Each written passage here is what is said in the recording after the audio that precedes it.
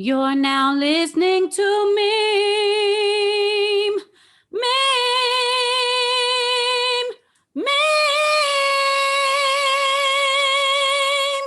You're now listening to Meme. Yeah, yeah. Meme. Meme. Yeah.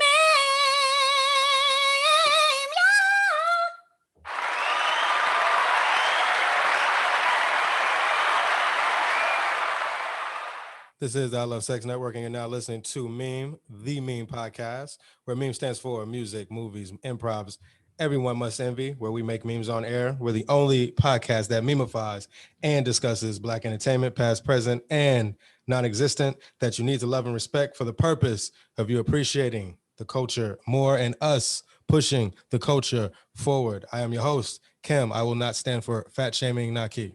I am Buddy Hate. And I'm reprising my first role in the meme, a caller at home. See how it comes around full circle. Ho, ho, ho, ho, do, do, do, do, do. Ho.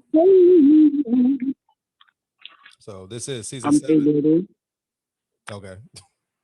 So this is season 7, Soundtrack to Life, the season finale, meme number 84, entitled MEMEFYING the Black Nutty Professor, hashtag fat shaming should be shamed, hashtag wheat box, hashtag bootleg Harvey box, hashtag who is your barber, hashtag both of them, hashtag Hercules, hashtag now we know what's eating Gilbert Grape.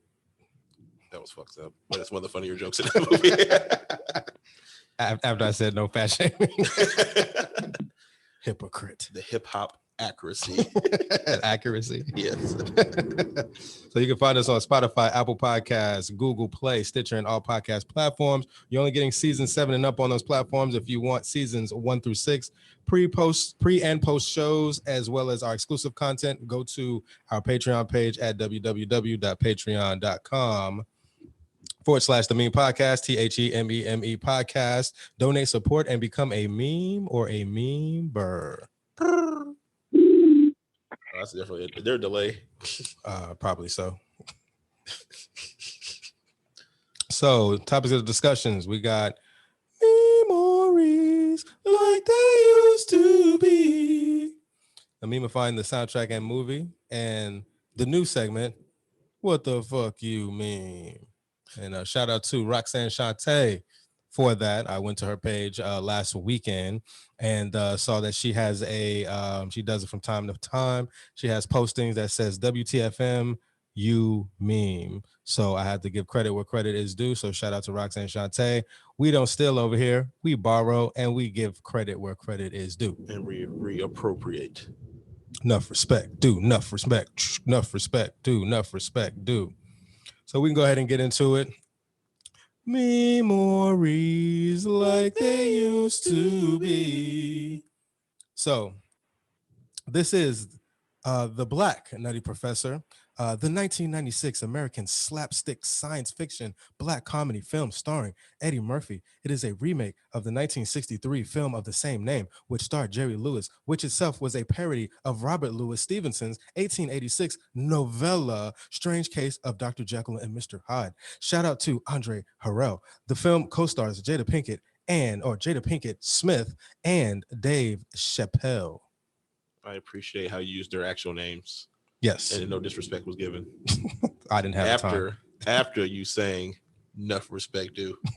Thank you for catching that. No problem. It was all done on purpose. I did that. I'll play it. Yeah, I thought about it before. I thought about this morning when I woke up.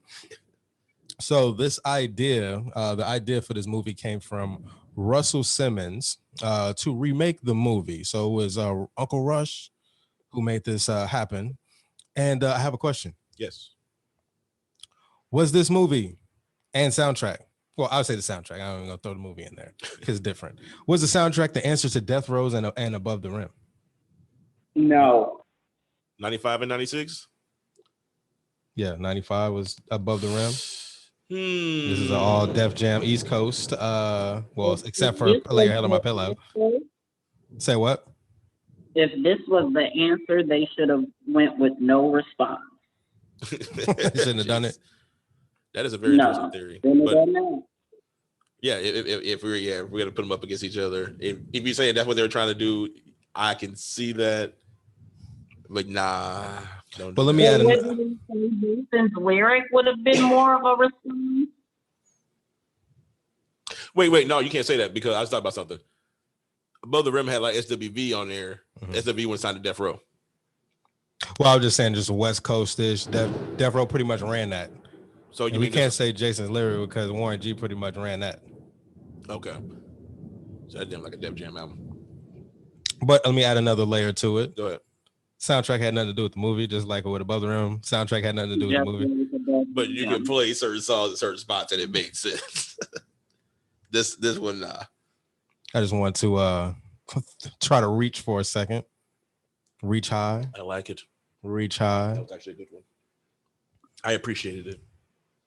No, as I said in the just a minute ago with my intro about the movie, this film is not a strict remake of Jerry Lewis' film, which came out in 1963. Murphy said, and I quote, and it was stripped down. The story was we stripped down the story to its bare bones and built it up to this whole different thing, adding elements from the story of Jekyll and Hyde as well as Cyrano de Bergerac. Hopefully I said that right. Can you read that for me, sir? Bergerac. Cyrano. Bergerac. Yeah, that's about right. Yeah, it sound good. It sound good. So they didn't actually remake it, and we'll talk about that later with what we'll talk about in What the Fuck You Meme segment. So also another interesting fact, Dave Chappelle's character, Reginald Warrington, was named after Reginald and Warrington Hutland of House Party fame, who, bring it back around full circle, which is the last show we did directed Boomerang. So it was a shout out. See, isn't it funny how we put these last movies together, but somehow they all connected back to each other? Right. Nice. So let me see. I got one more. Okay, so Jerry Lewis was an executive producer of both Nutty Professors with Eddie. In 2009, he did express his regrets for allowing the remakes, saying, "I have such respect for Edie, but I should not have done it. What I did was perfect the first time around, and all you're going to do is diminish what perfection, or diminish that perfection by letting someone else do it." Sounds to me like someone's in there. Ego. Ego. Their egos. Let go my egos. So I wanted to look further into it, but I didn't have the time. But wait, pause. I was going to say, let's answer that question. Go ahead. I'm sorry to interrupt you, my brother. But since we were talking about fat confidence on this episode, I'm going to stop you right there. So is that oxy? No, so we're gonna stop the fat shaming because I called it a go and you said ego. So why do you have to bring waffles into this conversation, sir?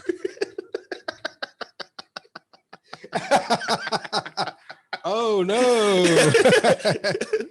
Egos. I'm watching you closely. I didn't catch it. See, it's the programming, brother. It's the program. Even worse, because Lego my ego. I'm watching you. That's on him. I see. Didn't even peep that. It's in my subconscious also. Right. Jesus. So this movie has definitely programmed us to look at the what is an appropriate word to say instead of fat? There is no appropriate word to call it. Overweight? No matter what we get offended to say what you say. Now Husky. The Husky generation. Go Huskers. So the Nebraskas. Thank you, but that's even worse. Calling little boys huskies, that made it worse. It did. We had to get the husky pants, and that was a turning point. Now, what was I about to say? Now doing research on the movie, they kept calling Sherman morbidly obese. I kept seeing the word morbidly. Yeah, he was morbidly obese. He could have been on my 600-pound life. Okay. We only weighed 400. He didn't make the cut. He was doing good. He was healthy. The nigga was still moving around, so yeah, he was going to class. I think once you hit past like 300 pounds, depending on your height, you fall into the morbidly obese category. that is facts. Okay. Shout out to the BMI. Shout out to niggas always talk about the BMI ain't real.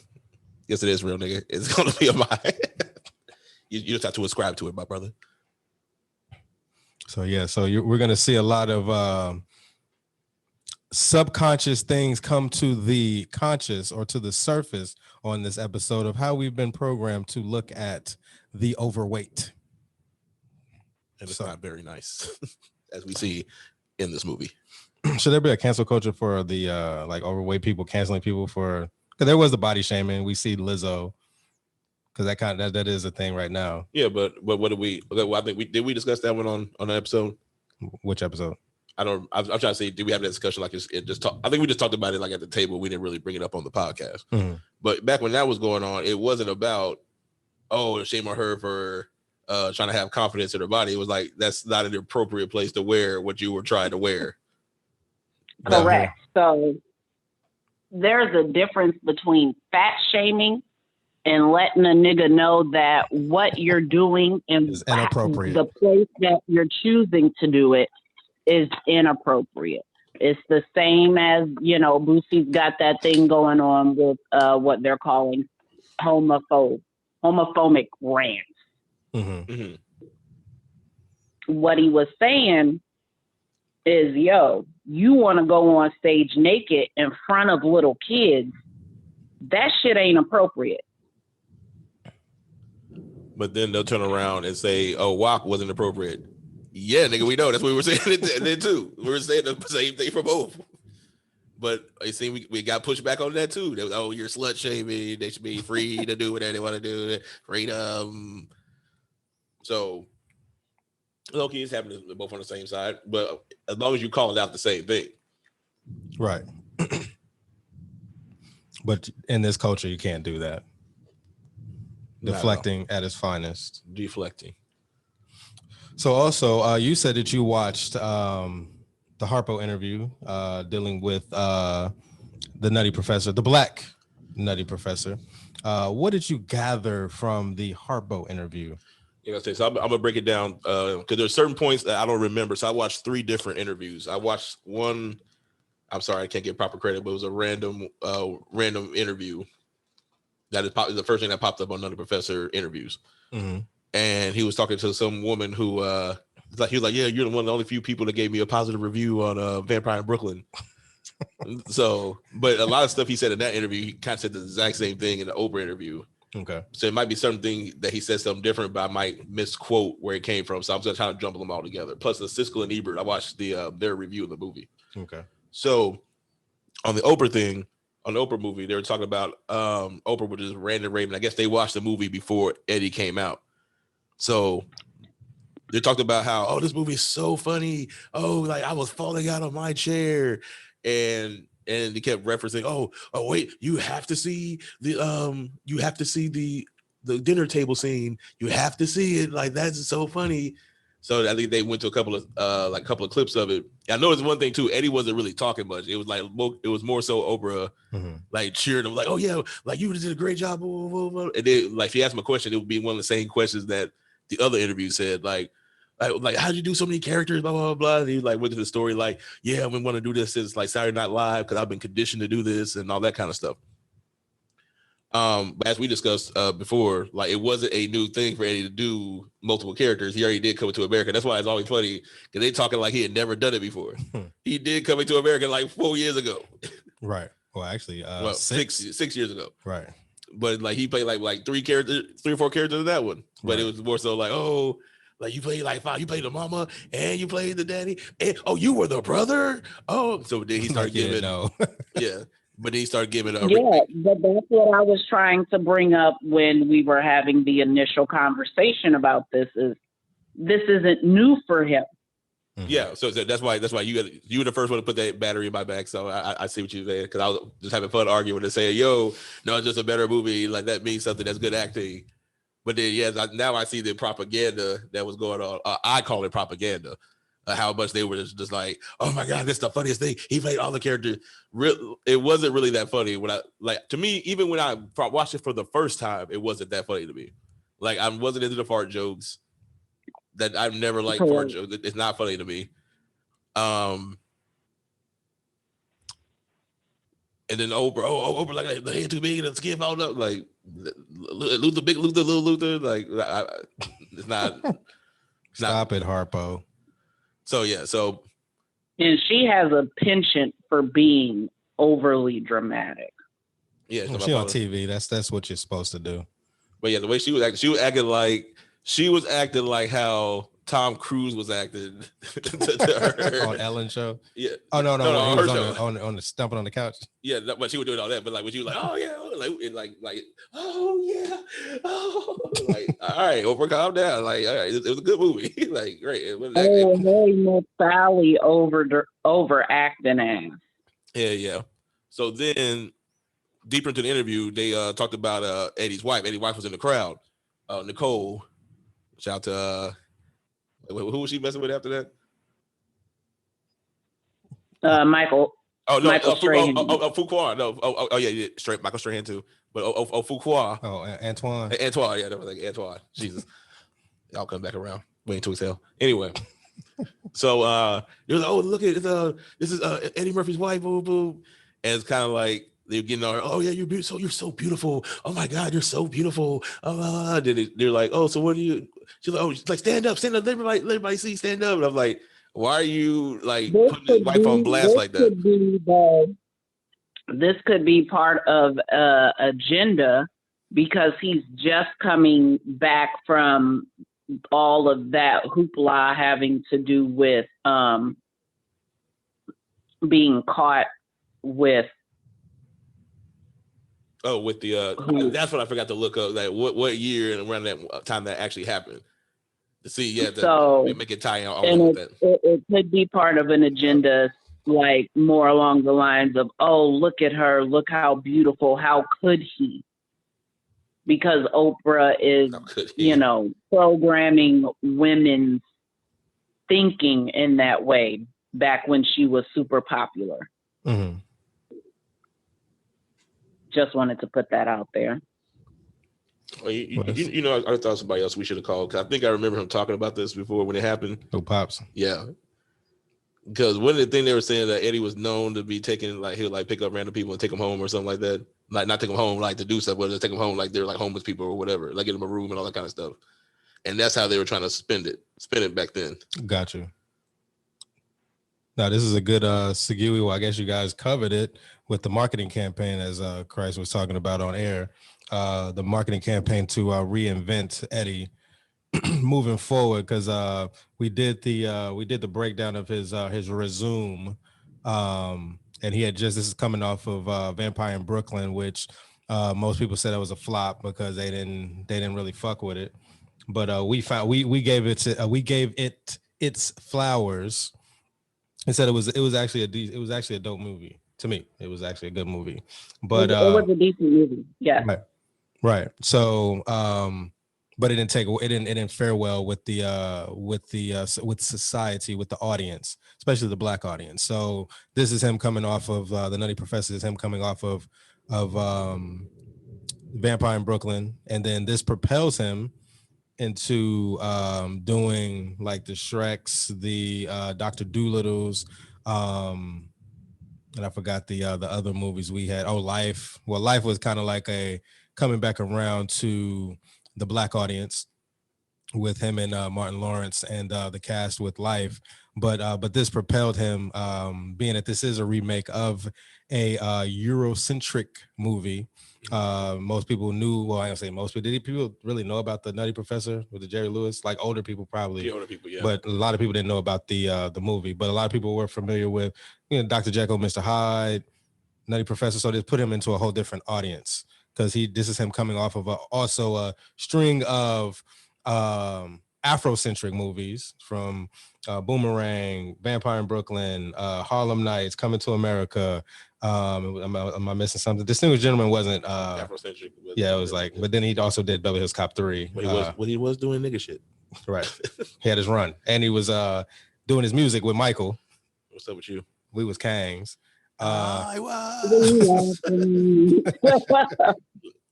So this propelled him into that next level after doing the Nutty Professor, put him in a whole different stratosphere. Oh, may I pause to correct the him being caught with the transsexual prostitute happened in 97. So it's 2 years. So later. it was after. Okay. Yeah. Okay. So, and funny enough, as I read the article and now knowing certain things about that life, Eddie knew what he was doing. Even the description is how you will pick up a prostitute. Oh, I was trying to get her a ride home. I know you were, Eddie. I know you were. Damn, Eddie. Anywho, continue on.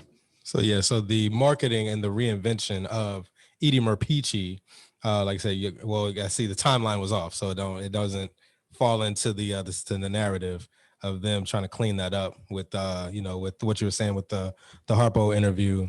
It sounds like there probably possibly could have been a humiliation. No, he just got caught out there. Ritual. I think he got caught out there bullshitting. Ritual. He got caught there on some fuck shit. But yeah, so I guess y'all covered it. So reinvention to move on. Y'all covered it. Reinvention of him moving into the next level for the Shrek movies, the Dr. Doolittles, and like I said, just putting them in a whole different light in regards to, instead of just playing like the whether it be like, as you were talking about the villain.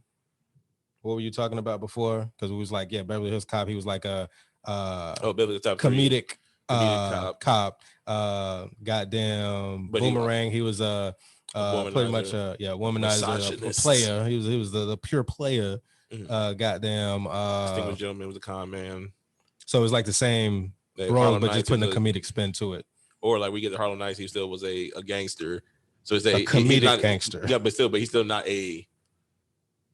I guess likable by white standards. Okay. Like we appreciate like, oh yeah, he's a smooth nigga. He was a smooth nigga in Boomerang. He was a cold gangster, but white people found him intimidating. So he wasn't likable. But that's what I was talking to you about the other day, where we were talking about Black people aren't the ones who put the most money out box office wise. Mm-hmm. It's considered a box office flop if white people don't flock to it. Mm-hmm.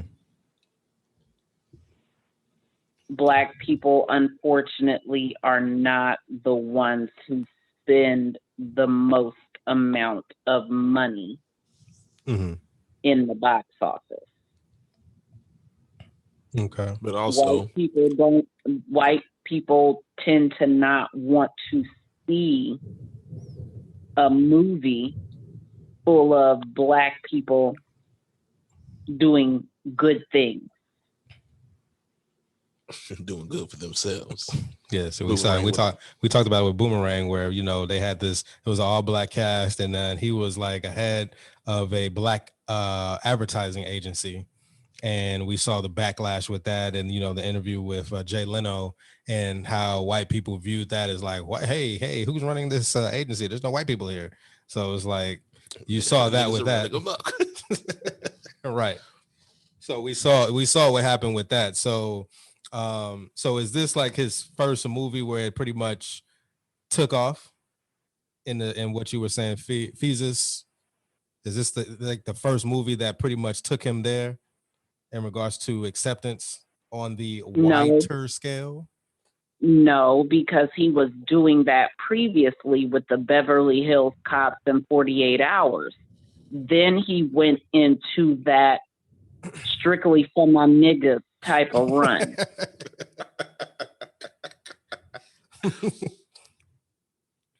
Okay, so this is a good point. Nutty Professor was the closest. Well, he attempted it with the Beverly Hills Cop 3, kind of doing like, because they were talking about it. Boomerang was the first time he interacted with children. Mm-hmm. Then you got Beverly Hills Cop 3, he interacted with children. Which isn't entirely correct. And then now you have him being a nice guy here in Nutty Professor, which makes him more of a family-friendly comedian. Which sets him up for Dr. Dolittle. Dr. Dolittle's, straight like you were saying earlier. Okay. So in regards to that, yeah, this could have been the transition to get to that point. I guess Beverly Hills Cop 3 should have been probably the first attempt with the whole theme park thing and everything. It didn't work. Okie dokie, okie dokie, okie dokie, okay. Stop, Roy.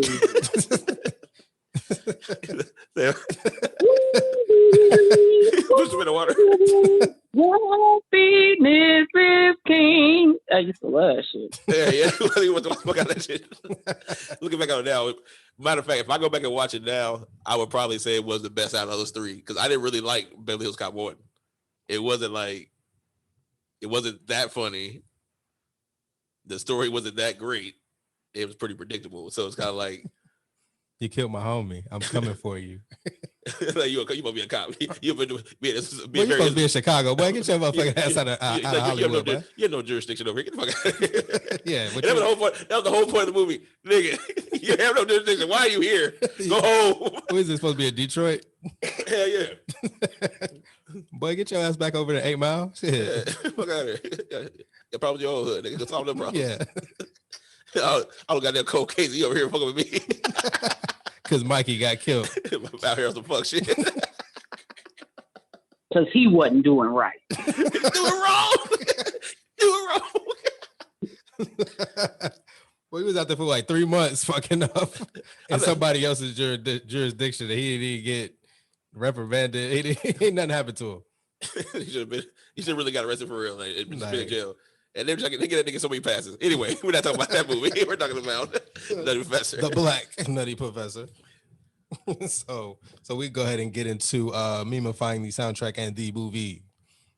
So we can go ahead and get into the soundtrack. So let me pull up the soundtrack. I think that soundtrack was jamming on the 3. Not on the 1? Not on the 1. 3. Not on the 1 or the 2. It was on the 3. It was mid-tier. These soundtracks.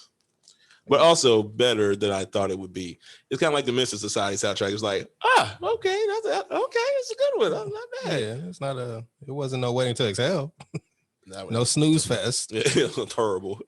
I'm tired of it. Turn on Wait to Exhale and sleep on women's tears and shit. Oh, shout out. Let me throw this shout out there because people are listening. Okay. Shout out to the Don't Take It Personal group on Facebook. Yes. They did have a discussion after we dropped the Boomerang episode. Someone posted what is, and this is paraphrasing, what's fucking with the Boomerang soundtrack? A lot of shit. Of course. Of course, as we've been talking about. Bad shit. So most of the people, I ain't gonna say no names. Most of the people was like, oh, Waiting to Exhale. I'm like, yo. Nah. So I had to post our link I was like, hey man, we shitted on Waiting to Exhale or Hating to Excel. We shitted on that soundtrack, and I was like, man, what's fucking with Above the Rim? Only one person gave me props. Only one. Only one. I'm not here to talk shit, but I'm here to talk shit. I don't like it when men heart other men's posts. Something about that sits very wrong in my spirit. But that group do be funny. Well, I will say I understand what you're saying, but until you get a thumbs up button on Instagram to go next to the heart, we gotta heart it. we gotta do out here. Well, you can like it. That's a heart. No. Oh, we talking about Facebook. Oh, well, Facebook. Yeah, Facebook. Yeah, Yeah, there's no hearts on Facebook. You mean when there's you a heart and when you hold it down and you purposely go to the heart? Right. Yeah, that's kind of weird. Yeah, we ain't talking about you have no choice on IG. Yeah, you have to heart it. Yeah, I thought you were talking. I'm sorry. My apologies. He's new to social media. I am. I also responded to a couple of posts in the Don't Take It Personal the group. So shout out to them. I was in there a little bit. What'd you say, Fee? I said, as you can see, he's new to social media. Right, trying to tell us shit. We think that was like from the jump. We've been doing that for 10 years, sir. I didn't know. I didn't know. I didn't know. So, closing out the season, the Nutty Professor, the Black Nutty Professor. I wonder if the first Nutty Professor had a soundtrack. Did they even do soundtracks back in the day? Hell no. Like really? No, I would say no. Okay, so soundtracks became a thing like in the late 70s. Oh, okay. Like, I believe one of the first soundtracks is probably one of the greatest soundtracks, and that's Saturday Night Fever. We don't have to win. So yeah, John Travolta. Shout out to the Bee Gees. Hell yeah. Oh, Morris Robin and them. Oh, Morris. So with the Black Nutty Professor soundtrack, we got the I have appreciation for it now. I fucks with it now. I shitted on it back in the past because I heard it all the time on the radio and I hated that shit. And the music video. They used to play the music video all the fucking time. And I'm like, I hate this song. Along with No Diggity. I hate No Diggity to this day. Yeah, that's so it's like those two songs. Okay, so pause, talk about. To me, there was levels. They didn't play Touch Me, Tease Me to the same degree that they played No Diggity. Because I would put No Diggity up there with like Falling by Alicia Keys. Like that shit played for years. Like, you know why. You know why, don't you? You talking about No Diggity? Yes, you know why, don't you? The war. Well, yeah, the war between Jimmy Ivan. No, Ray made that call to Ivan. No, sir. You know why? Because white people love No Diggity. Oh, yeah. No, but you got to know the backstory as to why that. You know the backstory. No, P. The backstory is the reason why white people love No Diggity because there was a lot of money put behind that song because Pac stole. Well, he didn't steal. He took the beat and then Toss It Up, which is the original No Diggity beat. So he had to remake the beat, and they put a whole bunch of money behind it to overshadow Toss It Up. Right, and then Dre made that phone call to Jimmy Ivan. And Teddy Riley told the story. Yeah, Teddy Riley told that story. So it's been confirmed by Teddy Riley because Teddy Riley is in Blackstreet.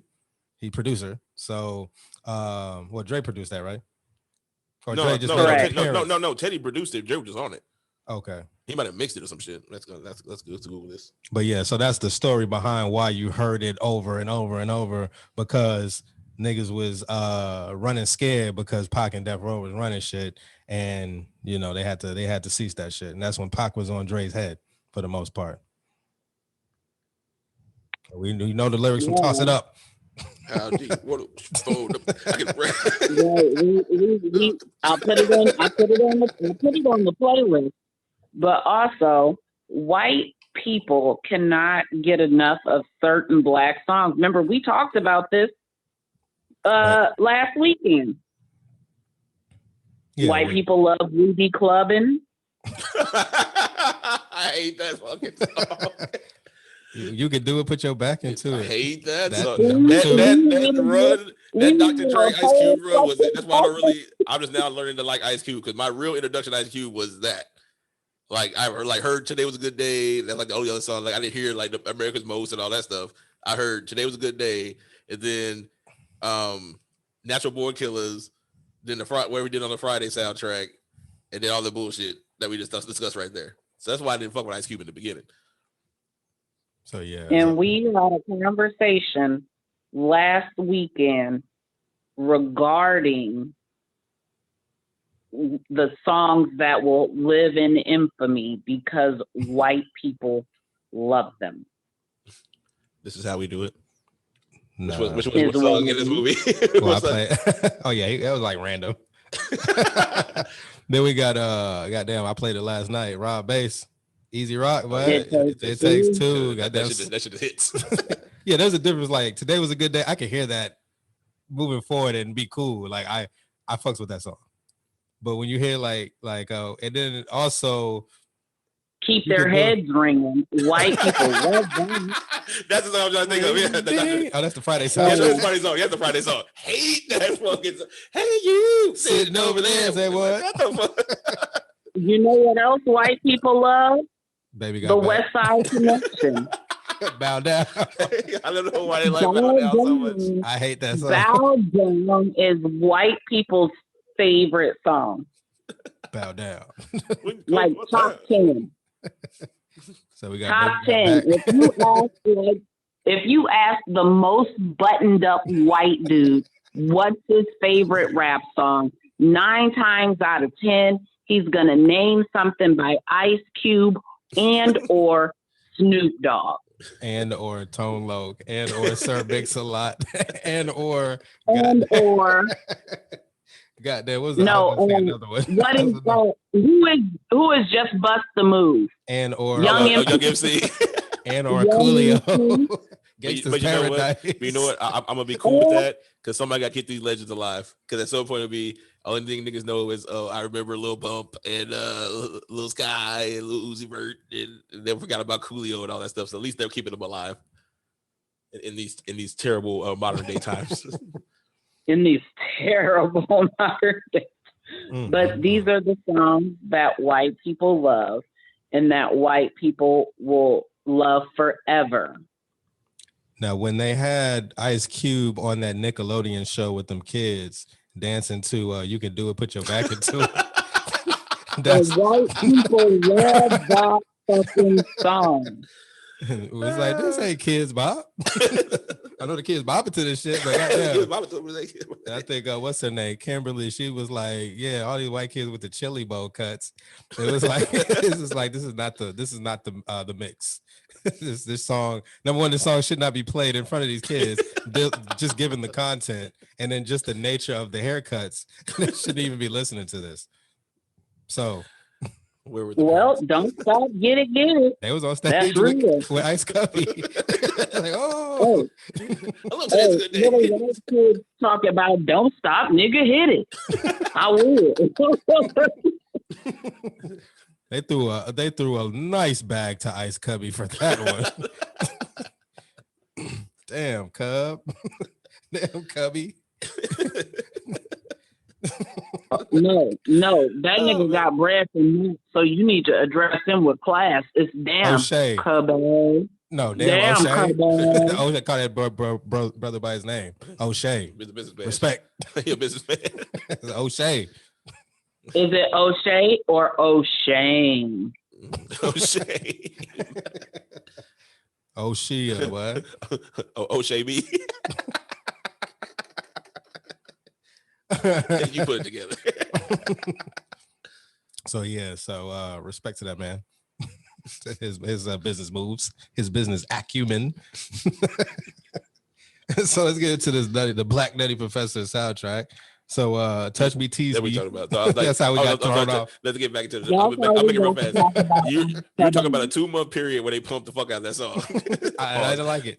I understand what you're saying, but you made it seem like your whole life they've been playing this shit, and you compared it to No Diggity, and they still play to this day. Yesterday. Yeah, acting like he just heard that shit yesterday on the radio. I hear Touch Me, Tease Me maybe twice a year, and that's why I get so excited when I hear it's like, oh my god, I never know I'm gonna hear it again. I never know I'm gonna hear that shit again. But No Diggity, I know I'm gonna hear. Well, let me add another layer to it that I've never spoken about. I just didn't like the singing. The video is like you put Case in the video, and then like Case was just like, you don't come off as like a real singer. And it was like you doing all this extra stuff, like you really getting off. Yeah, I'm like, man, turn this shit off, man. I don't want to hear this. So hey, but he had the black man's 90s garb on. He had the football jersey with his hat backwards, like a undercover cop. He looked like a nigga they pulled off the street and said, hey, come sing this song real fast. And he was outside smoking a cigarette. They're like, come here real fast. Come here. This song. Hey, he worked in the mail room. They caught him on his smoke break. Hell yeah. That was the nigga from the Chris Rock character, goddamn Boomerang and shit. Yeah, so Boney T. Boney T. Case with Boney T. He'd have to be there at the right spot at the right time. Yeah, I just didn't. It just didn't come off as authentic. So I'm like, and this was like that whole '97 because this was like the movie came out in '96, but this was like '97 coming out of the coming out. It was like the precursor to what's to come. Like what's about to happen. This shit. So it was like, who is he? Who is this? It don't sound like it. Don't got no Jodeci. Like I listen to Jodeci and other artists who I'm like, okay, like Brian McKnight, Babyface. You know, it's like when I hear they song, it's like, okay, if I listen to This Is For the Cool in You, or even Bobby Brown, like which I was singing for the Metro soundtrack. Well, that's New Edition, but it's like it has a certain feel to it. But when I'm listening to Touch Me, Tease Me, and I was like, yo, turn this off, man. I ain't trying to hear this. So is this, I'm not saying Case was the first of this type, but is Case one of the first, like they have modern day singers, they can't really sing, but they kind of have a sound, they have a decent tone. So they're like, okay, we just put them out there. Because back then, you really had to sing back then. You had Cisco's and Jazz and KC and all them. You had Case. Right. He had a good voice. It was good. It didn't have that same feel like you're saying. Right. So was that like the beginning of them putting those type of artists out there? Right. And then, like I said, they kept playing it at the time. I was like, because a lot of singers popped off in that time. And you can be honest with yourself and say, a lot of these niggas could not sing. Donnell Jones. Not saying he can't sing. He doesn't have the chops. He don't got no. He can really sing, but his voice, he doesn't have like a. You say what? I said, oh shit, the boy can warble. That's what he's about to say. Yeah. Like he's above average, but he's not. Like back then, I felt you had to be somewhat special or something unique or distinct. Mm-hmm. He was kind of like in the same mode, like I say, like Joe. Joe has a very distinct voice, great tone, also the songwriter. Donnell Jones has a decent voice, great, more control of his voice, stronger voice. He smokes cigarettes. But he smokes cigarettes, so he loses shit. But great, amazing songwriter, great producer, musician. That nigga was on the Where I Wanna Be CD cover, getting a cigarette lit for him. So you know he does this. He's very confident in cigarette smoking, and the people around him are confident in it. Get that boy light. Hell yeah. So I understand what you're saying about the Case not having that same feel when in '97. It's why '96 was the last real year. Right. Like real singers who were coming out around that time got overshadowed by niggas who had the muscle behind them. Like never in a million years would I think that Case's career would have outlasted a Jesse Powell. You get what I'm saying? What the fuck did happen to Jesse? They put that one song out. Is that's baby, it's you. Yes. The way you walk, the way you talk, the way you say. Yes. Whose brother is he? That's Trina and the bitches from Something for the People. Oh, okay. Yeah, was it Trina and Tamara? Now I keep saying when y'all say that, in my mind because we talk about this like once a year, I'm thinking it's T and Tamara brother, and then I'm like, that's not the brother from Smart Guy. He's a smart guy. Light skins. It's Taj. So Touch Me, Tease Me, and plus his name is Case, so it was just like, what name is that? Right? I'm like, no, you don't trust the nigga whose name is Cassie. Cassie, his boy named Cassie. Let me not disrespect that. And you want me to believe he's the next coming. So, but also is one of the it's also one of the first songs with Foxy on it too. Okay, that's okay. One of her first songs. Okay, yeah. And this came out before her album, right? Il Nana. Yeah, that's what 97. Yeah. Il Nana came out 96. Can you do me a favor and say that again? You say what? With the say it again. With the Il Nana. No, the way he just said that shit was so funny to me. Il Nana. No emotions. Il Nana. Il Nana. No. Like you said, ew, nah. That's what you're saying. But also another person who you can say that's in that same category who didn't really have something special. Montel Jordan featuring Slick Rick.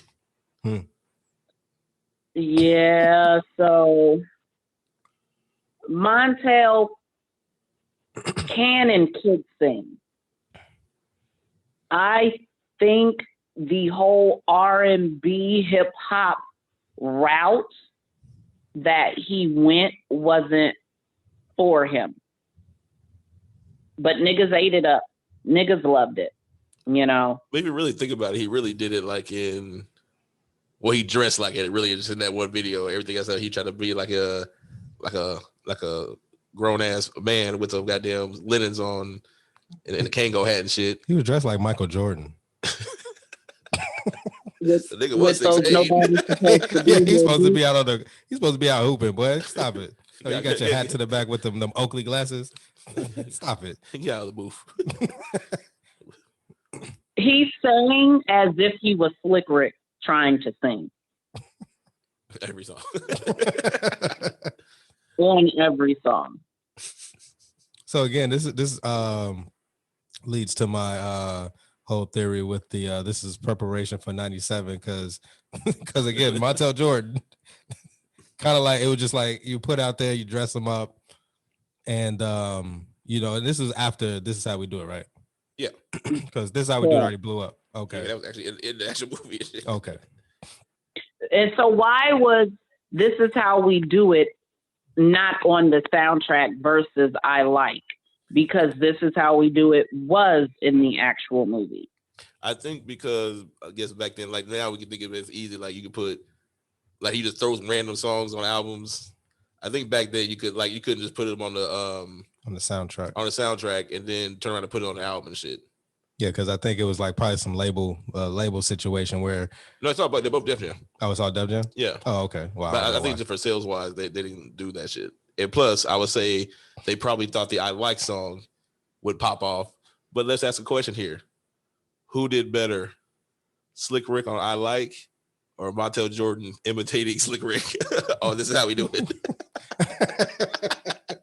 Montel imitating Slick Rick for the win.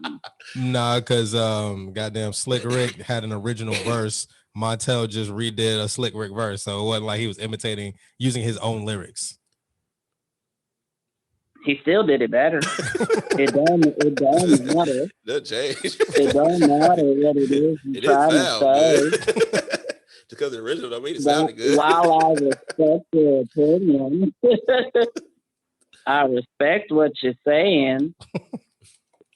But in the words that you told me, was it yesterday?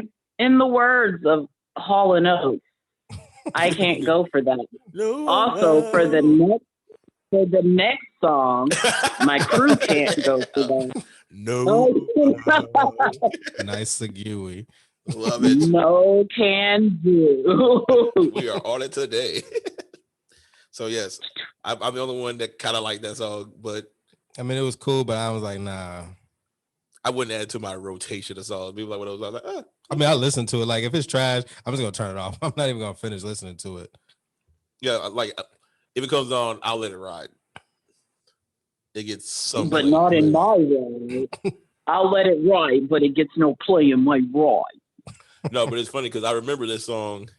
Because I remember seeing like Trigger the Gambler, Smooth the Hustler being like in the Source magazines and all that stuff. And I was looking at their names and be like, why did y'all name yourself that? It's like too long. It doesn't make any sense. I was thinking as a child, like this, why? But actually, not bad. Not bad, guys. I slept.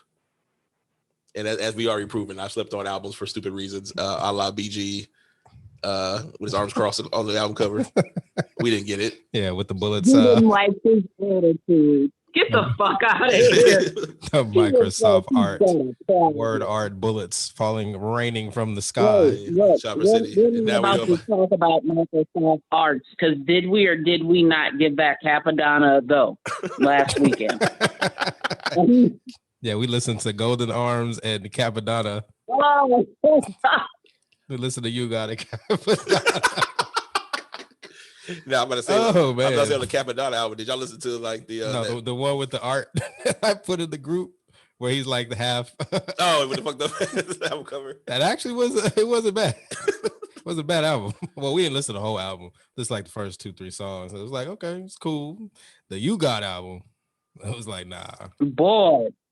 Sometimes art we looked at each other the whole 2 songs that played. We looked at each other like, we'll never speak of this again. And then here you are speaking of it. Hey, you're not even supposed to be talking about this. Yeah, you done ruined the timeline. We don't want people to know that we listened. Now you gotta get like on Instagram. He's gonna get the notification that somebody streamed it. Okay. And then they're gonna link it to the show. It's like it was them.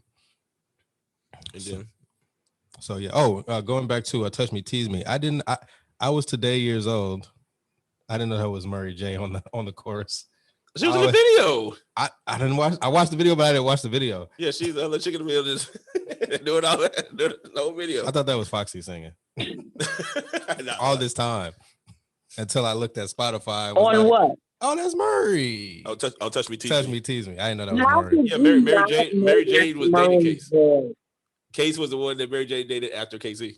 Oh, that's how he got on. She got a thing for niggas with mental issues, don't she? Yes, she does. Oh, okay, well that makes sense as to why he got pushed. That's also how I knew about Case, because I knew about the KC breakup, and then her popping up in the video with him and shit. Oh, okay. I knew what it was. So this is where that soundbite comes in. He had no business being out there. No business. No, but he did go on to have some great songs. So I'm not gonna shit on Case. He did have yeah. Missing Hey, You I'm not gonna lie.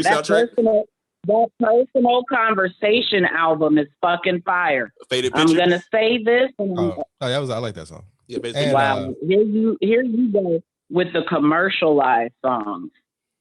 Well, I'll just say it's what you do. No, Mom had the cassette. She had the CD single of that one. That's why I brought that one up, because Kimmy knew what that song was. All right. Now, what about this My Nigga and Tretch? Oh, you said My Nigga. So I said My Nigga and Tretch. That was great. Yeah, I was confused with what? Well played. But I did not like this song. Again, as a kid, I enjoyed it because, again, I heard the song a lot when I was a young warthog. As an adult, I'm realizing that I fed into the young girls enjoying older men's company bit. Mm-hmm. She was not of an age to where she should have been riding around in anyone's Benz. And Tretch could have done way better. For crying out loud, you made Uptown Anthem. You were with Peppa. You was a great actor in Jason's Lyric. I found it. Yes, I totally agree. You could have did more. You did an amazing job in Juice. You did so great. Paul called your name out in the middle of the movie. Say, get off me, Tretch. That means you're a great physical actor. What are you doing? So I personally didn't like this song. It was, like I said, that part. Fuck is you breathing? But I didn't like the beat. I didn't like the singing. Like I said, the first thing I thought about was like we talked about the ride around in your Benz or whatever. I was like, how old were you? Like, how old are you? Like, I like that shit. And then we found out. I also want to say that deep, throaty singing can get annoying really fast. Yeah, like old Monica's voice was kind of weird. She's great now, but back that first album was some touchy moments. But she grew into her voice and she matured, and now she sounds amazing. But she learned how to use her throat better. Pause. Shit. Heard it too late. I heard it too late. My bad, dog. My bad, dog. Now let's talk about this. I don't even know what to say. How to title this or label it. This a disrespect of a classic. I would say a fire song by a West Coast legend. It's disrespecting a classic. Okay. Shout out to Richie Rich. Say what? He's trying to cover his ass. Oh, now all of a sudden, now all of a sudden he's scared. He didn't got kidnapped by Nigel. No, seriousness. Now that his face is shown to the world, he's want to give be respectful. No, but no, seriousness. Fuck with Richie Rich. I fuck with the song. Them together. I was more so mad at Dwayne. Just sing the regular song. Don't change it up. Nigga can't fight. You said what? He mad at an R&B nigga that can't fight. Who, Dwayne? Oh, D-Wayne? Yeah, I get it. Bitch, you're gonna get with them dress, nigga. So for those that don't know, Pillow is a remake of Tony's iconic, classic, timeless song, Lay Your Head on My Pillow. The Three Tonys. Yeah, they redid and it. For the members, we referenced this song in, I want to say, season 6 when I brought this song up. And we didn't know. Well, I didn't know what you were talking about. No, I think I remembered it from this soundtrack. I remember. Yeah, you did bring it up. I remember that. Because we're doing Tony's Sons of Soul album review. Sons of Soulless Fathers. All right. So I didn't know what you were talking about. So you did mention it, but I was like, I ain't never heard it. So now that I've heard it, I'm like, wow. Wow. Like, why? So did you do this? My credibility just keeps going down and down. Yeah, so I'm not saying I liked it, but I wasn't as mad at it, except for the why'd you have to change up how you sung it and put fluffy sax pause into the equation. So Lay Your Head on My Pillow. Saying this fluffy sack was made for you. This fluffy sack was made for me and you. Hey, yo. So they turned, pause on that. So they turned Lay Your Head on My Pillow, which is a great love ballad. Like I said, it goes into history. It goes into history books as one of the top songs, just all around. But then they go and remake it. That this doesn't belong in the anal.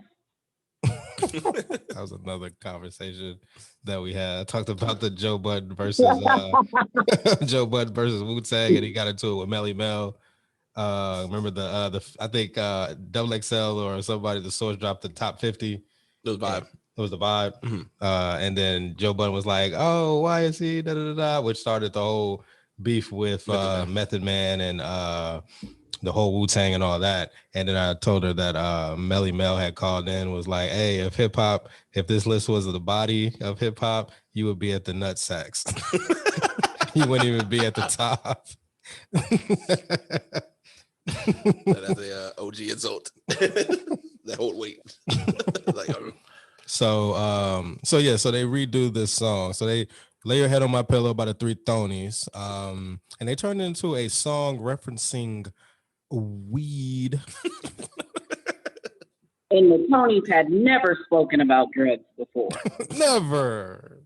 So that's why that's why Christ. I think they had Hey Little Walter. They were talking about to prevent it. What was Hey Little Walter was like about gay violence and like shooting in the streets or something. Yeah, something like that. But I'm pretty sure they was against drugs and stuff in the community.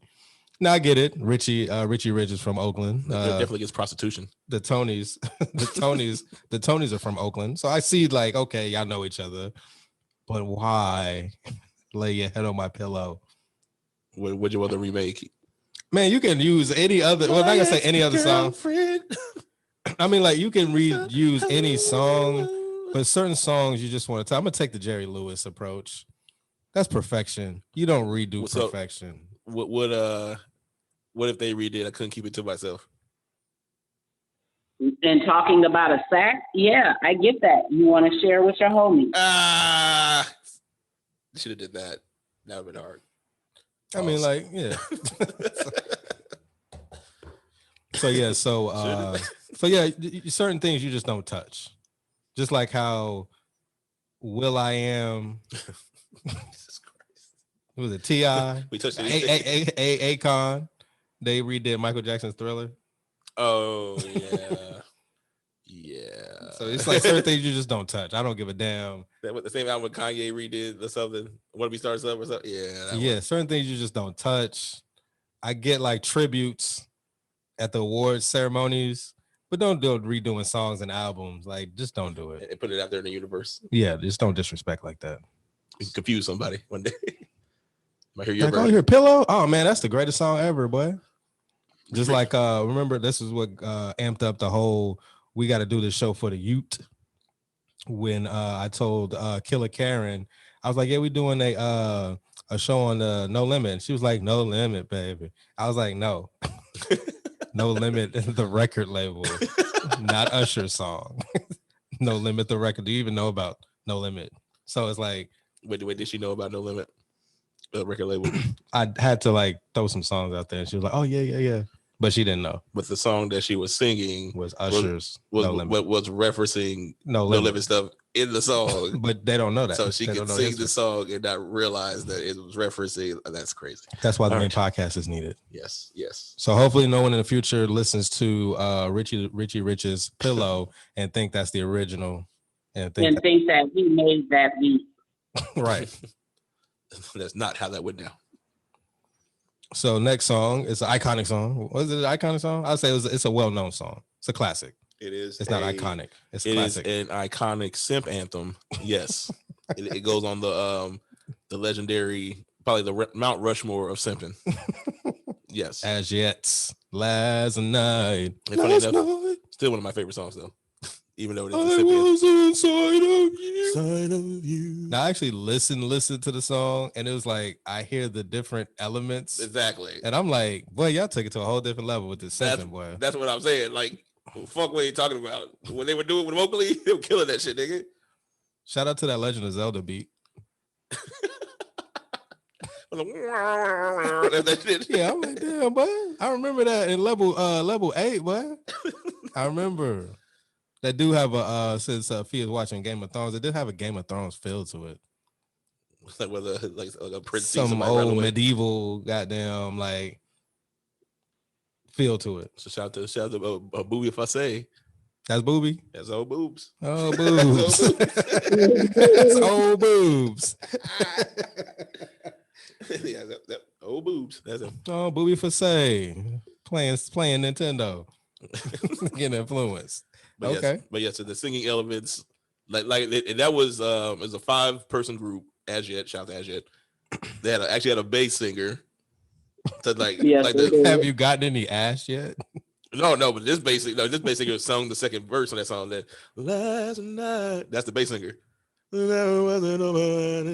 So he could actually sing regular, but he also do the bass shit. He's like Kyle. He's like Kyle from. He's like Kyle from goddamn Living Single and shit. Oh, TK and shit. TK Carson. Yeah, but he hit that type of voice that like doing all that shit. Yeah, I heard it in the background. Yeah, so I heard it. Right. I heard it. They had my most hated nigga in that group, Mark Nelson. They gave that nigga a fucking solo album. I was waiting on you for that one, Fee. I know you know who Mark Nelson is. I remember the song. It's on the tip of my tongue, but it won't come out. 15 minutes. All I got is 15 minutes. Oh, that's and I want to see the spin. I hated that fucking song. The women hated that song too. Disrespectful to us because you got to go to work because you could wake up earlier. The nerve. But yeah, they did too much on that song. You did too much. Yeah, simping, boy. Too much simping. Too much vocally. Or something No. I mean, like when you got to do all that, boy, you ain't seen no sun and no moon. You see that every night. Look up, nigga. Oh, maybe that way they're making it seem like it was a big deal, but they really saying everyday shit. You ain't seen the sun and the moon because you see that vagina every day and every night. He in the house. You don't come outside, boy. She got her locked in the house. They both locked in the house. He ain't working. He ain't been to the studio. That's why the group fell apart. So, dose of souls, come around, come around, come around. It can't possibly be two souls that made that. One dumbass soul thought that was a dose of soul. And doses too, nigga. I think Dose of Soul heard last night and wanted to do the same thing, but they just couldn't get there. Not the same. Who wrote this? Yeah, look that up. Nah, Dose of Soul heard Up and Down off of Jason's lyric and was like, we can do that. Bet. They said bet. Oh, Mark C. Rooney and Mark Morales. Well, them two Mark ass niggas. Double Andre. Oh shit! There were some Mark ass niggas. Two Mark ass niggas. There's no disc because y'all. I'm on it. Y'all two Marks. I feel like I'm saying, you'll stop dissing me. I'm kick you in the mouth. Well, you are two Marks.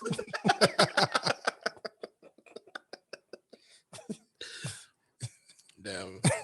I think two Mark asses are actually two Mark asses. Hey, you're not Mark. Shout out to Class Act. Maybe they catch that. So yeah, so come around. That did sound like some 97 shit. It's like come around and I wish you would stay home. Well, if you stay home, you're gonna sound like As Yet. The worst part about the Come Around song is that it says dash radio edit. This was on the radio. I don't remember. And if it was, why was it on the radio? That didn't deserve a radio edit. Yeah, like who backed this to put it on the radio? And Jesse Powell couldn't get another shot after you. I gotta do the research.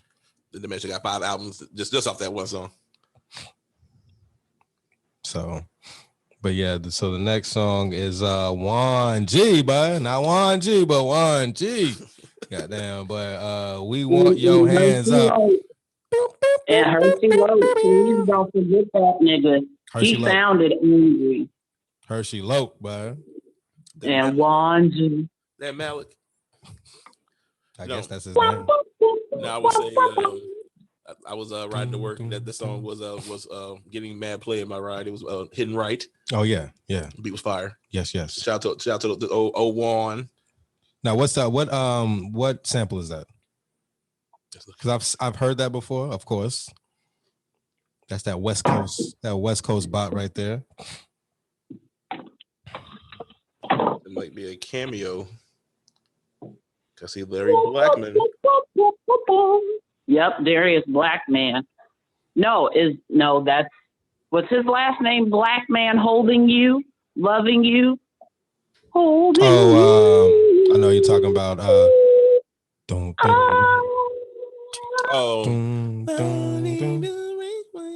you doing? Yeah, the like Jay-Z redid it with I'm what the game made me, not what the fame made me. Not a lot of money could change be. I'm what your lanes can't be. Live nigga, what? Live as fuck.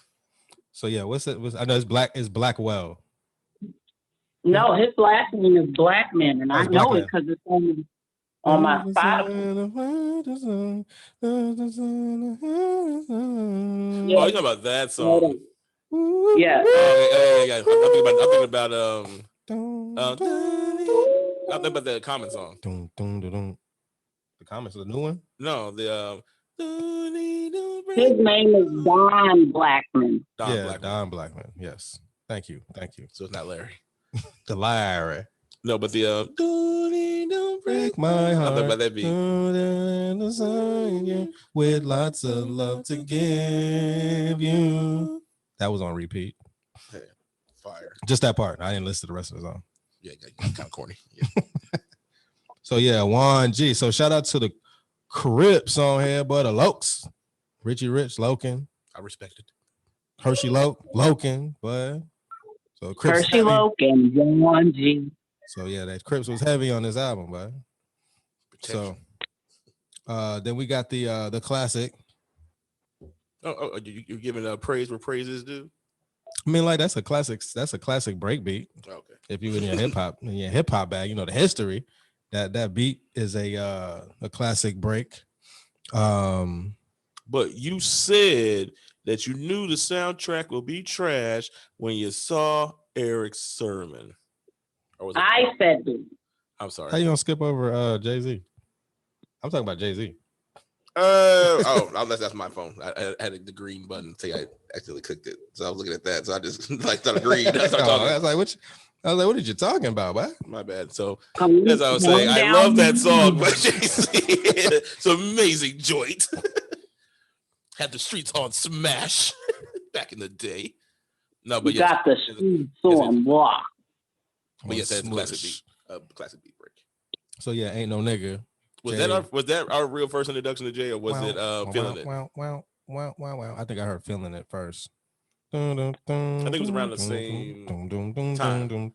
I remember Feeling It, this song, and was it Dead Presidents 2? With Murray. No, that's Can't Knock the Hustle. Oh yeah, okay. Dead President. Oh yeah. You know, 3 beats. I was like, yo, what's this thing with all these fire ass samples? And like the only 3. When I first heard it, like the only 3 songs I liked on that album and shit. Oh, you can't forget about Bring It On If You Think You Can Hang. I hated it back in the day. I like it now. I like it. I hated it back then. That's classic Premiere, but what are you talking about? It was too slow. It wasn't hitting. Yeah, I appreciate it now, but back then I didn't like that shit. So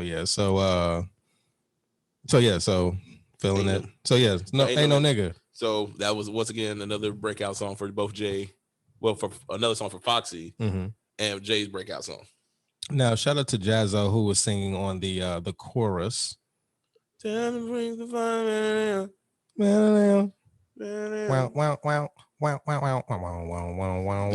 Jazzo get publishing for that? I don't know. It reminded me of Nas and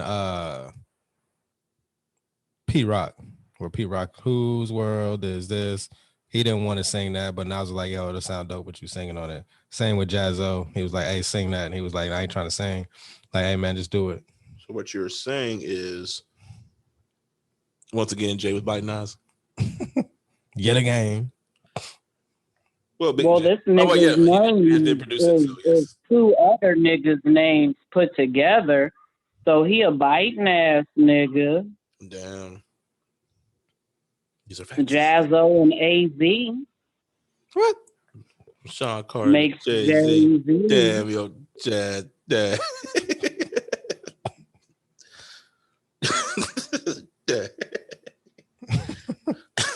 Anyway, but yeah, so it was produced by Big Jazz, so that's a good comparison there. Mm-hmm.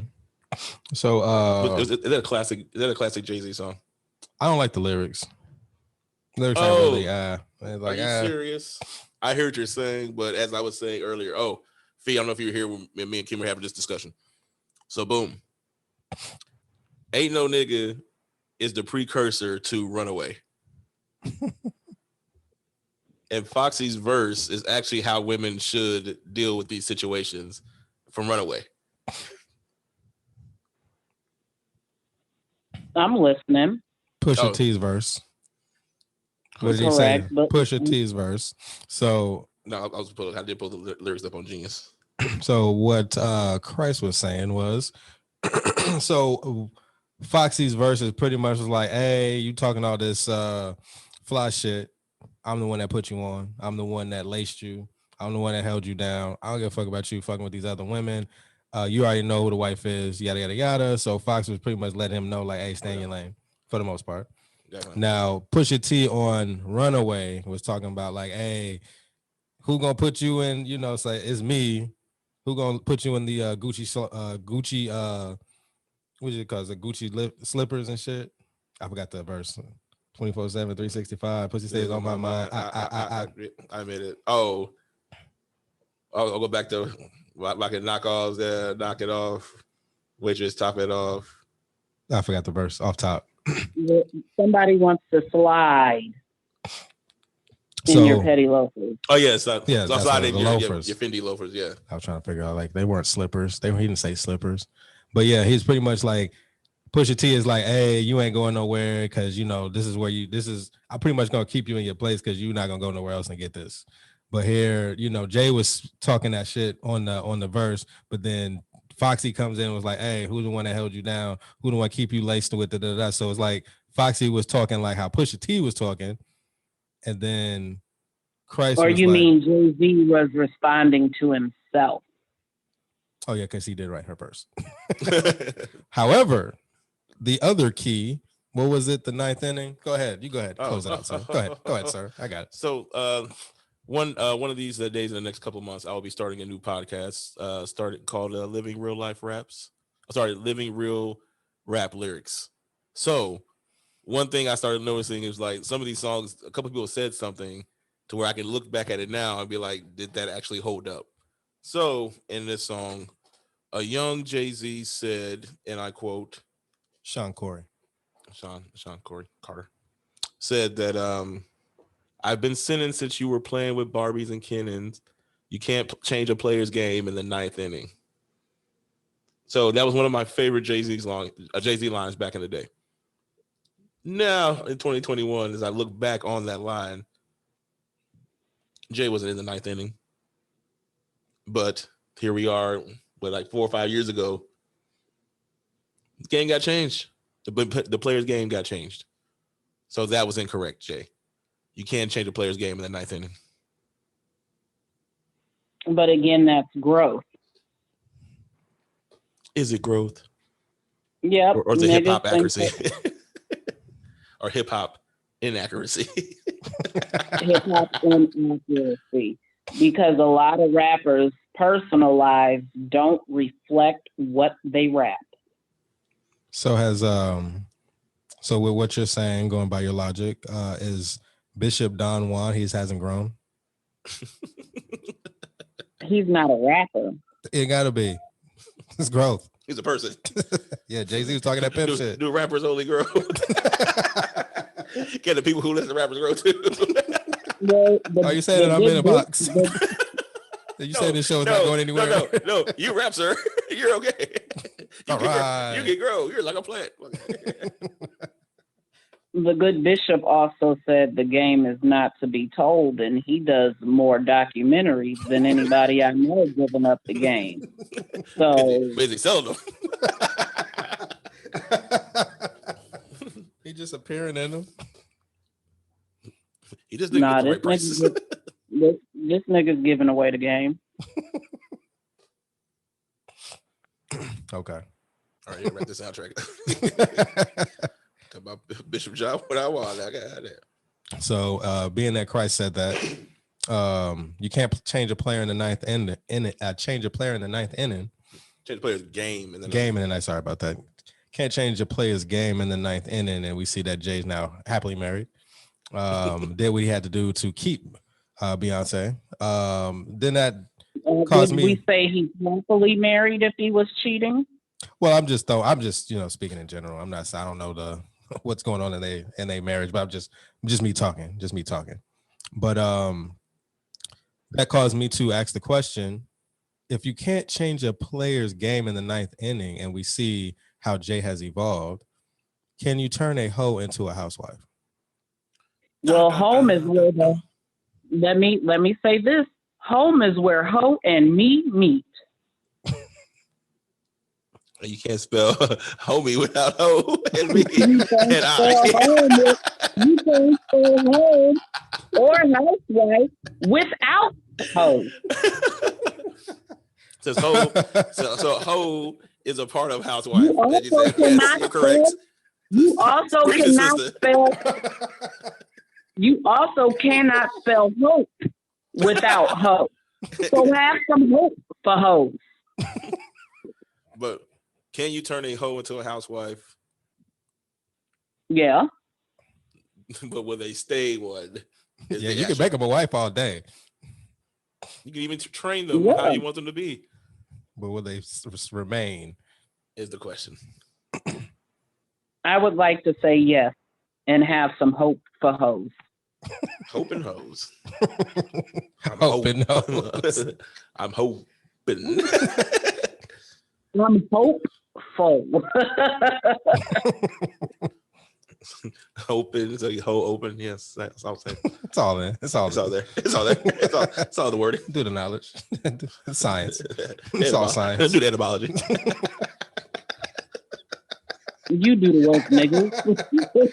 He said, do the etymology. All right. So breaker 1, breaker 2 with the Def Squad. Well, I liked it. It was a banger. Another Eric Sermon exclusive. The beat was fire. Oh, Eric Sermon, I understand. Yeah, you can do without that. But O'Keefe and Red held it down. Keith Murray, bud. We should put some respect on O'Keefe. The most beautifulest thing in this world. Just like that. I get in you. I will put respect on Keith and Red's name, but I stand by my statements wholly. I do not appreciate a rock sermon. Eric. You fuck man. He has been saying these same lyrics since the 80s. He just puts them on different beats. Hey, you got to chill. Ooh, Hey.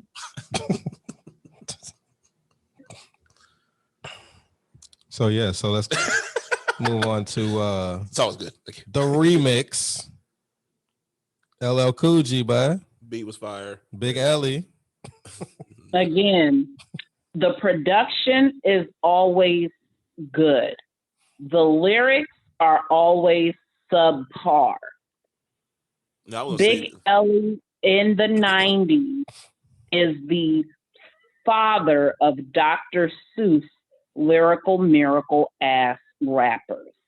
You cannot change my mind frame on that. I was just going to say the beat was fire, but the first beat was a classic. So they did a good job with the remix. Yeah, a good job with it. We didn't think about it. Has a remix ever so well. It's like the Honey remix and all that stuff. Well, he does a great job with that. Like the lounging that he did with Total. The remix is on the Mr. Smith album, and the remix has a way better the kissing. Wait, not kissing you. I said lounging. Lounging. I didn't hear you say lounging. Sorry. Yeah, because they did the kissing you like the. I just remember the video. So was it lounging? They used the Night and Day beat. Yes, on the album. Yeah, I'll be lounging with the Rap Master Cool J. Nobody said Rap Master. I don't remember. Nobody said Rap Master. I mean, what'd she say? You know, when you don't remember, you just make up shit. It sounded good. I know. She said, I'll be lounging with that man, Cool J. I'll be lounging with that man. Okay. So where the fuck you get Rap Master from? I only heard the song once back in '96. So when you forget, you just throw shit in there. He feels that Big Ellie in his spirit is the Rap Master. Well, you know what? That makes sense because a loose tongue speaks a lucid mind. Hey, Fee, have you ever sat around and had a musical conversation and said, yeah, he's the Rap Master? Never. I've never. That would be some shit that he would. That would be some shit LL Cool J would say because he said he is the GOAT. Well, that was stuck in. But I'm just saying, but I don't. We stole that from him. but that do sound like something that LL would put in a song. Like, yeah, call me the Rap Master. I thought that'd be more like a KRS-One type. That man also told you to call him Big LA. He said they called me. Did he say who was they? And he told that dude, nobody call you nothing. I don't believe anybody's ever called you. You just show up. I'll be lounging with the man. That don't even sound right. That's why I put that extra Listen in there. to the song. No, it's on the album. We'll be lounging with the man. No, sing it, sing it. Sing the from the jump. I'll be lounging with the man. Cool J. I'll be lounging with that man. Okay. Okay. I don't like it. I don't like it when I. It sounds better. It sounds better with saying Rap Master. No, I don't like it in general. Overall, as a whole, as a collective, all the pieces together. No, I don't like it. None of it sticks right with him. Didn't stick right to the ribs. So what's the what sample did they use? That It's a taste of what's the name? God dang it, Art of Love. I think I said that right. What's it? Art of Noise. Art of Noise. Art of Noise. Couldn't remember. My bad. So then we got 12 o'clock and Raekwon, the chef, Dirty or Nasty and Nasty Immigrants. The Nasty Immigrants, which is very well, I think that'd be one of Donald Trump's favorite groups.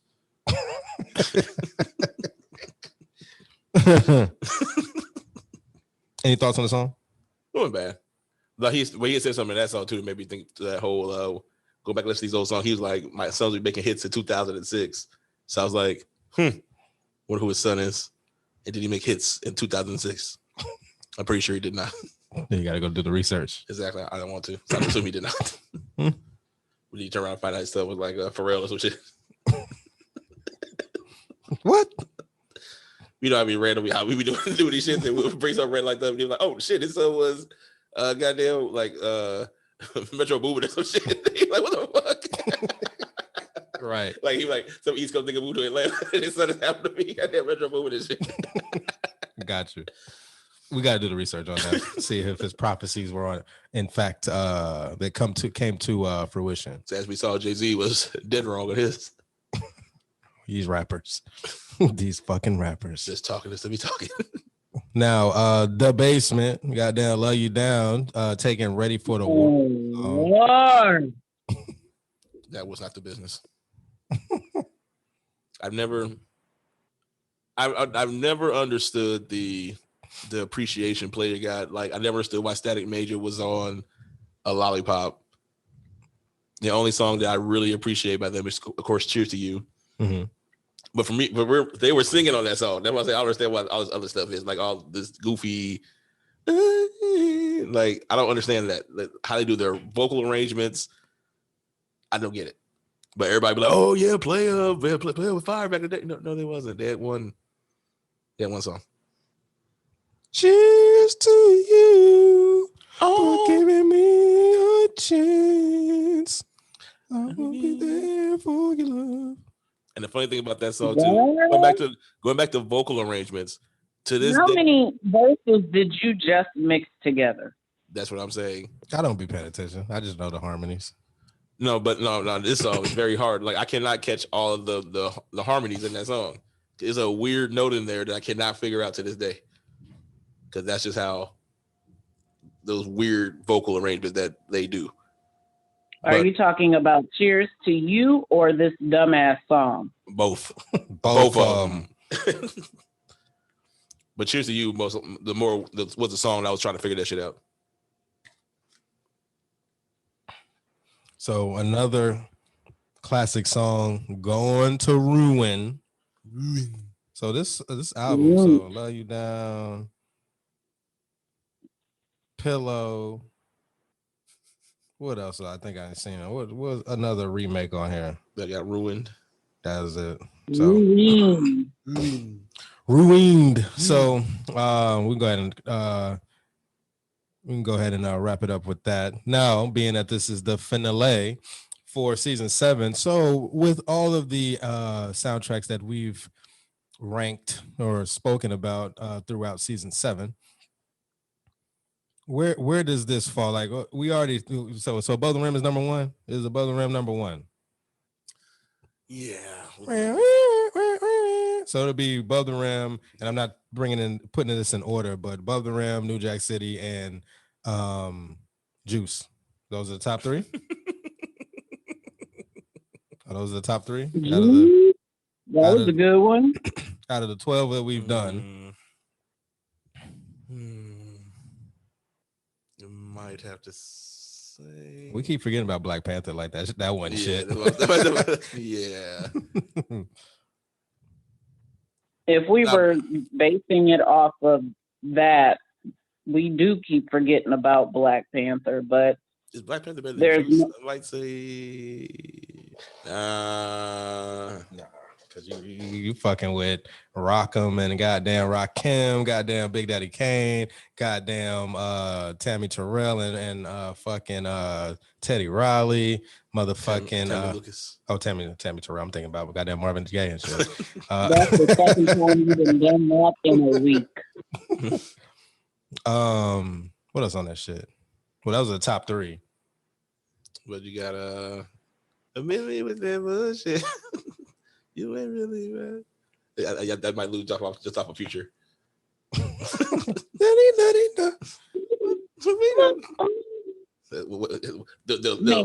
be number 4.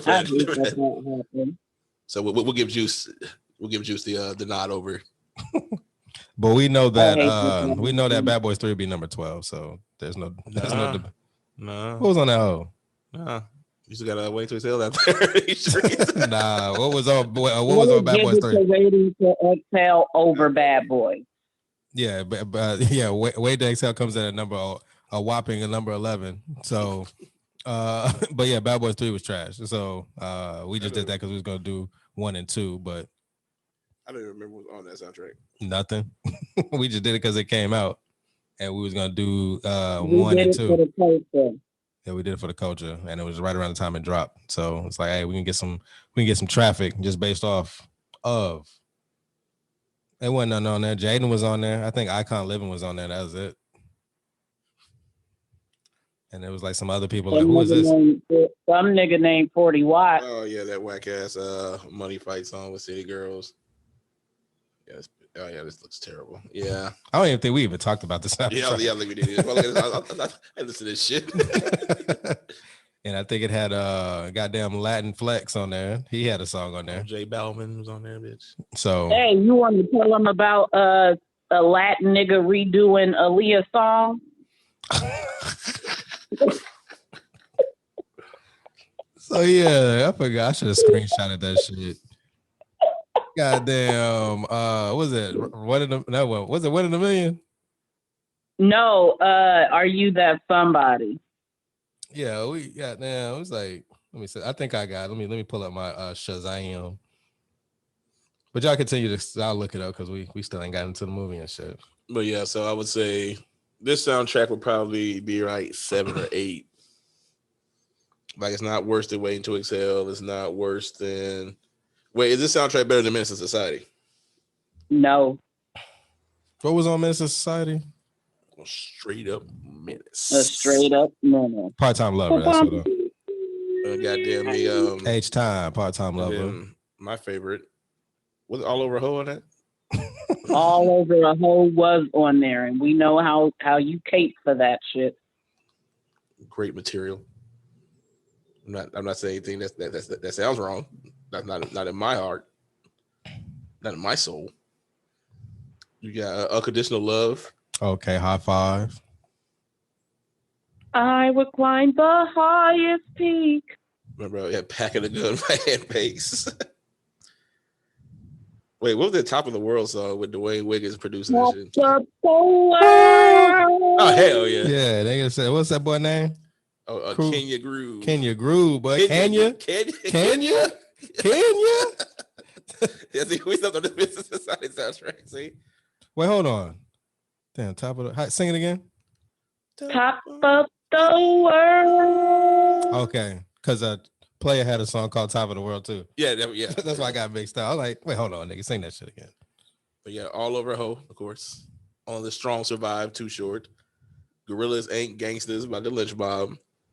Oh, You've Been Played. You know it. You know it. You've been played. Get out my face. I like that one. That was a good one. Pause. Lick Them Motherfuckers by Brand Nubian. Nah. Death Becomes You by Pete Rocket, CL Smooth, and YGs. You say Unconditional Love.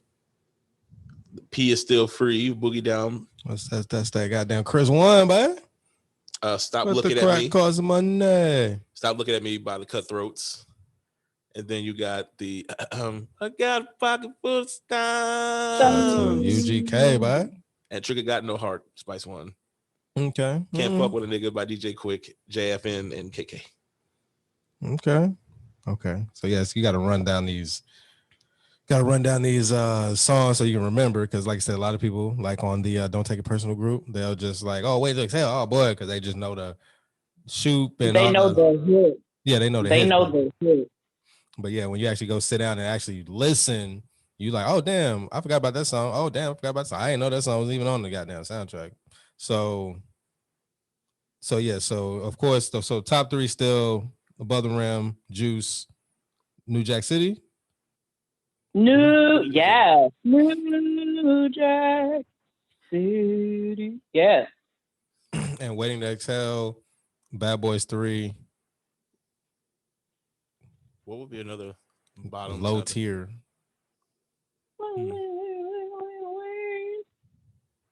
I'm remember. Oh, the Soul Food, baby.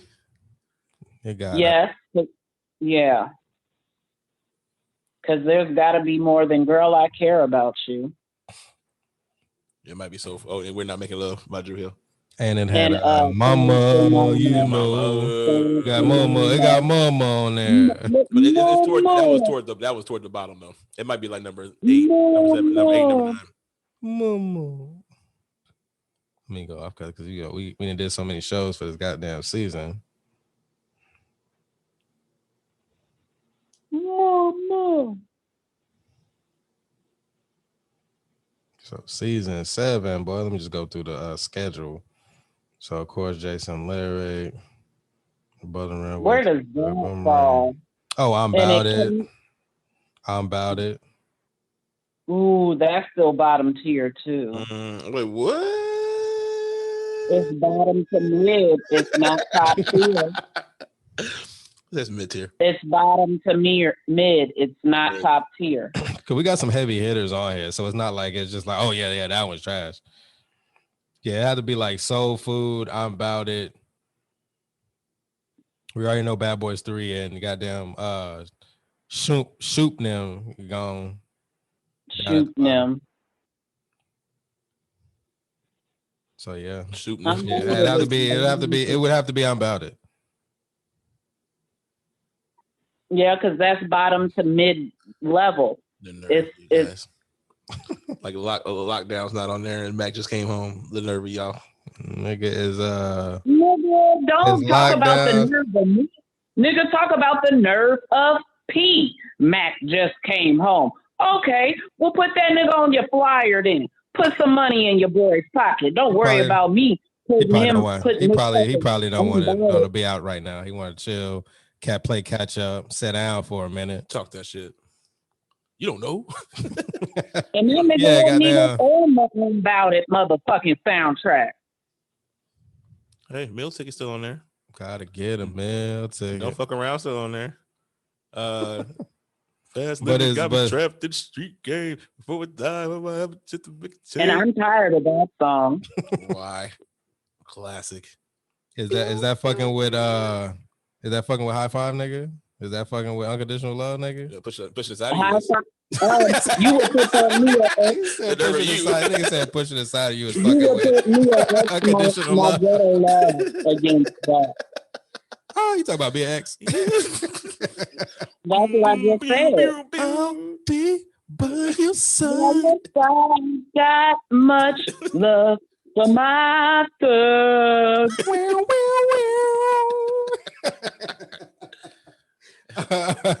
I think you're hating, and I know because my name is Hater Heath. I know hate when I hear.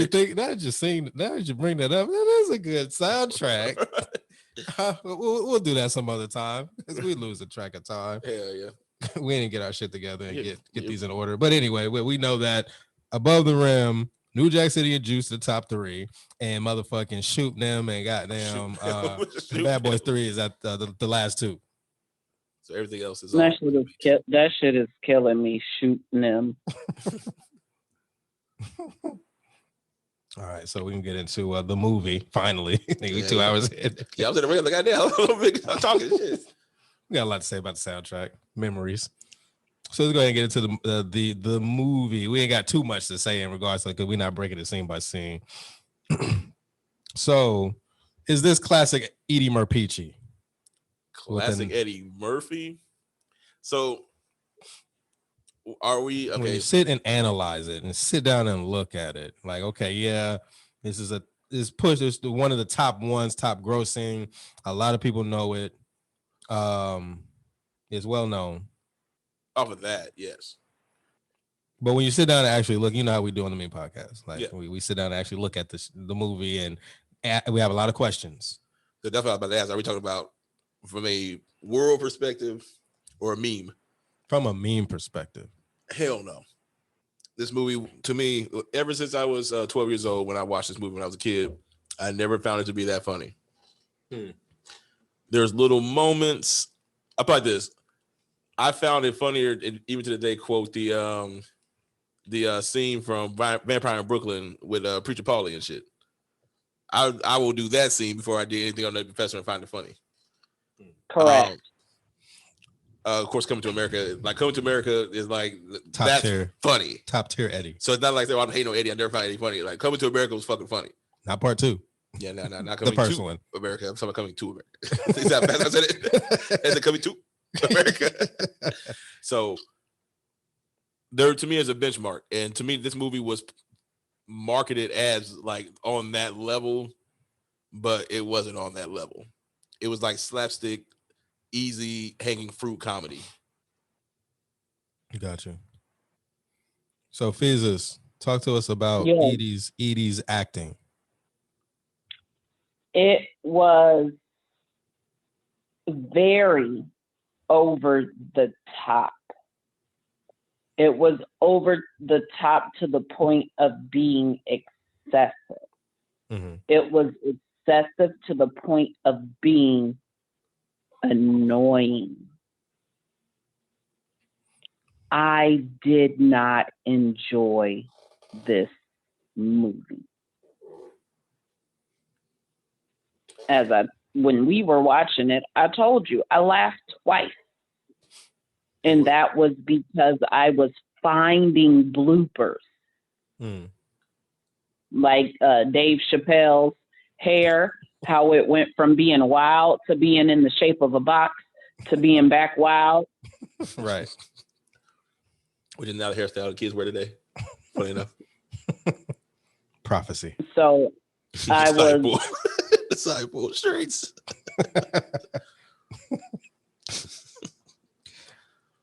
I was finding or trying to find stuff to laugh at. Yeah, shit. There's nothing funny about. I didn't find the fart in burp jokes funny, like at all. I guess I'm too old for that. I've never found farting to be funny. Like when people, how the niggas sit around and that's what's funny about that. It just thinks now. Like you just ruined the fucking rude, and the shit smells in here now. I don't find that funny. So maybe I understand. I'm in the minority. Them niggas made whole careers. Shout out to Adam Sandler off these type of jokes. He does it funny though.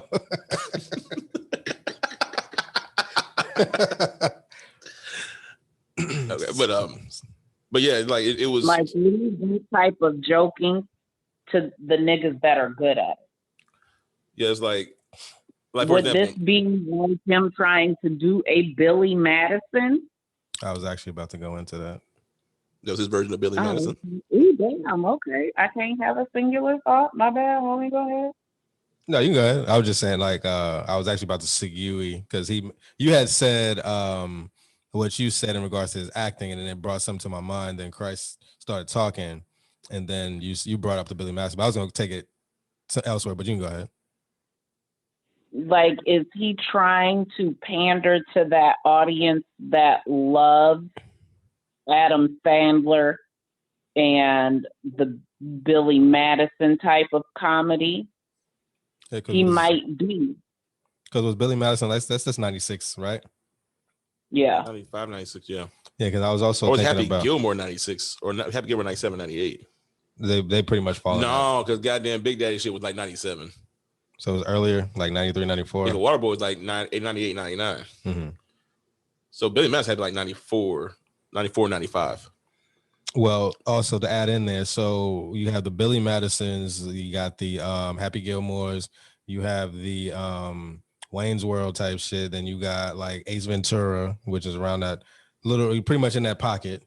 Ace Ventura, and those goofy type of movies. So it's like tying that into like coming to America, or just say coming to America 2. Goddamn, yeah, so we won't confuse it. So coming to America 2, how we talked about how he pretty much you have to play to the times, and that movie was made for the audience for the day. So at that time, I can see like Ace Ventura, Happy Gilmore, Billy Madison, Wayne's World, Beavis and Butthead, all these different like this is like that type of comedy is the thing. So you have to incorporate that into your movie to be relevant for the most part. That's very true. It didn't also add this part in too. As Fee said, was there any kind of like competition? You can't say that because remember, Edie was the original Saturday Night Live star. Mm-hmm. Adam Sandler was the popping star at the time. Mm. And then you brought up Wayne's World. That goes back to Saturday Night Live. Ace Ventura goes back to In Living Color, which is the same sketch type of comedy. Right. So I can see it, where a competition could be looking upon in that manner. It's like, okay, I haven't been doing too well in the box office. And here comes Adam Sandler coming in. Farley and Spade. Yeah. David Spade, yeah. David Spade, yeah. They were coming out with stuff. And this is like a couple years later, you had Will Ferrell and them start to come out and shit. So there was a lot going on at the time.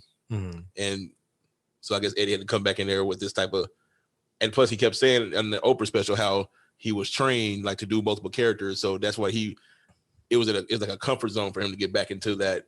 He said playing multiple roles. Yeah, playing multiple roles right. like that. So yes, I can see that angle for you. Well played. So also for you, fall asleep over there. Yeah, I'm here. Yeah, so you was also talking about his reusage of parts. You want to expound on that? Well, his Richard Simmons character looked exactly like Guido from Vampire in Brooklyn. The brown fro. His grandmother character reminded me of a character that he did inside of the barber shop in Coming to America. We said that character was based off of Mom's Mabley. The old Italian guy in the barbershop. Oh, you go ahead. I can see where he says that it's based upon something else, but what I'm looking at is not that. Okay. What you're saying ain't adding up to what I'm looking at, because the visuals are the same as other visuals that you have already given us. You're not going outside of your comfort zone at all. You're not doing anything that is new. You are going back to your comfort zone for box office hits. So why do you think it was, I guess we'll be transitioning over to the next part of the topic of why was it pushed as like he never did this before? Because the movies that he did that in, where he did the makeup and sounded like the old black lady, and the movie where he was like Guido, those were for black people. It's new to white people. It's not new to black people. It's new to white people. It's new to white audiences. How successful was Coming to America? You'd be surprised how many white people haven't seen it. Or you may not be surprised by how many white people haven't seen it. Yeah, because it didn't. It's like I said, I was surprised at the backlash that Boomerang got, because I never knew about that. So I can see how another all black cast movie, like Coming to America, wouldn't get like a strong push, and a lot of people hadn't seen it. Although in our community, that's like a staple. Like you had to watch that. Like you haven't seen that, right? Yeah, I got a lot of bad looks when people say, when I told people I never watched Boomerang in its entirety till I was an adult. But how do you not seen a Boomerang? I wasn't interested in it as a kid. It really wasn't. But now I understand it now. Right. Well, you should have been watching it. So yeah, if they have an issue with the watching Boomerang, white people having an issue with watching Boomerang, I damn sure they would have an issue with watching Coming to America. Okay, we got a problem here. What do we got? We did this. We did not properly plan for this season, even though we did a lot of planning for this season. Wow. I was trying to find Coming to America to find out how it did it in the box office. Mm-hmm. And you know what I discovered? What'd you discover? What? The Coming to America soundtrack. Let me look at the notes, because that shit probably was on here. Because I got all the stuff we crossed off. I got everything on here. What was on that, sir? Coming to America by the System. Say, can you see? I'm coming to America. Okay, I remember that. Okay, continue. That's just one. That's all I know this album. So how you ever talk about? No, I'm saying they have a. Probably the JJ fan coming correct is the what's it called? What? Probably Soul Glows on there. JJ Fad song only. JJ Fad I know is Supersonic. But who was never mind. Go ahead. The two sisters? No, that's not JJ Fad. Oh, okay. Is it? Is that JJ Fad? No, okay. I would have. No, because I saw the credits. But hey, there is a motherfucking Chico Navarre song on this bitch. Not Chico. Chico This Navarre. 88. Not 88 Chico. This ain't This ain't no guarantees, nigga, because it's not guaranteed to be a hit. Well. I will. Let me say something, because I watched Punky Brewster back in the day. And Lord! And the DeBarges were on an episode of Punky Brewster singing, "You're a big boy. You're a big boy now. You're a big boy. You're a big boy now." It's not like. But yeah, Chico was the lead with the DeBarge album. So that was after. So I can see how he had a song back then. When did Chico ever lead the DeBarges? After, it's like 88, 89. Okay, I'm sorry. No, he didn't. This is after L had his run. And it was like, there's actually an album, the DeBarge album with Chico on the cover, Bobby. I don't because I don't know the names, or because Bobby could have been in jail or something like that. But it had Chico was on the cover, and I remember Chico was in Punky Brewster, and it was them that was singing that song on that episode, and Chico was on there. So I was like, oh damn, I didn't know Chico was doing it back then, because I didn't know just No Guarantees Chico. That's the only Chico I know. Okay, so I'm gonna go ahead and answer the question so we can move on from this. Coming to America did between 288 million and 350 million in box office, and it was only on a $36 million budget. Oh, so you cannot say that was a flop. So why, once again, are they acting like the nigga never done this before? So I guess white people did see it. What, 350 to date or back then? It says box office 288.8 to 350 million. To box date. Office. Because we can say to date, I can see after 30 years you didn't make that much. No, but in the box office, that means only in theaters. Oh, okay. It is just in theaters. No, that doesn't count the DVD sales and all that kind of stuff. No, I'm just saying, well, okay, that does make sense. It stays in the 80s. So I don't remember them re-releasing it in the theaters afterwards. Yeah. Okay, gotcha. But so once again, why are you acting like Eddie did not do this? He got famous off on Saturday Night Live. He got movies doing it. Now he all of a sudden this movie is like, oh, so you played the mother too? Oh, you did the father? Like, yeah, nigga, is what I fucking do. Have you not seen Raw? Have you not seen Delirious, nigga? Bro, I was doing Mr. T, Buckwheat. I do this shit. Because white people lie. I can't believe you played the grandmother. Yeah. So I felt that part was like a lot of propaganda for the hype machine for the sales and promotion of the movie. Mm-hmm. Does not match up with the actual content. It was, like I said earlier, low hanging fruit, like fat jokes, fart jokes, burp jokes, a lot of stuff that makes sense. Because that is what Jamie Sandler. That's what Adam Sandler did. Jamie Sandler. Yeah, brought Jamie Foxx out of nowhere. Jaime, get in here. Get that boy out of my community. But that's what Adam Sandler was trying to do. What? That's what Adam Sandler was doing at that time, and he was doing it very well. The fart joke. So Edie was the fat jokes was, and the fat jokes was Chris Farley. So he was trying to compete with so many different people in one film. Yeah, they weren't fucking with Chris, boy. Chris and David, boy. Tommy Boy and Black Sheep, boy. Guy in a little coat. Fat guy in a little coat. Richard, what's happening?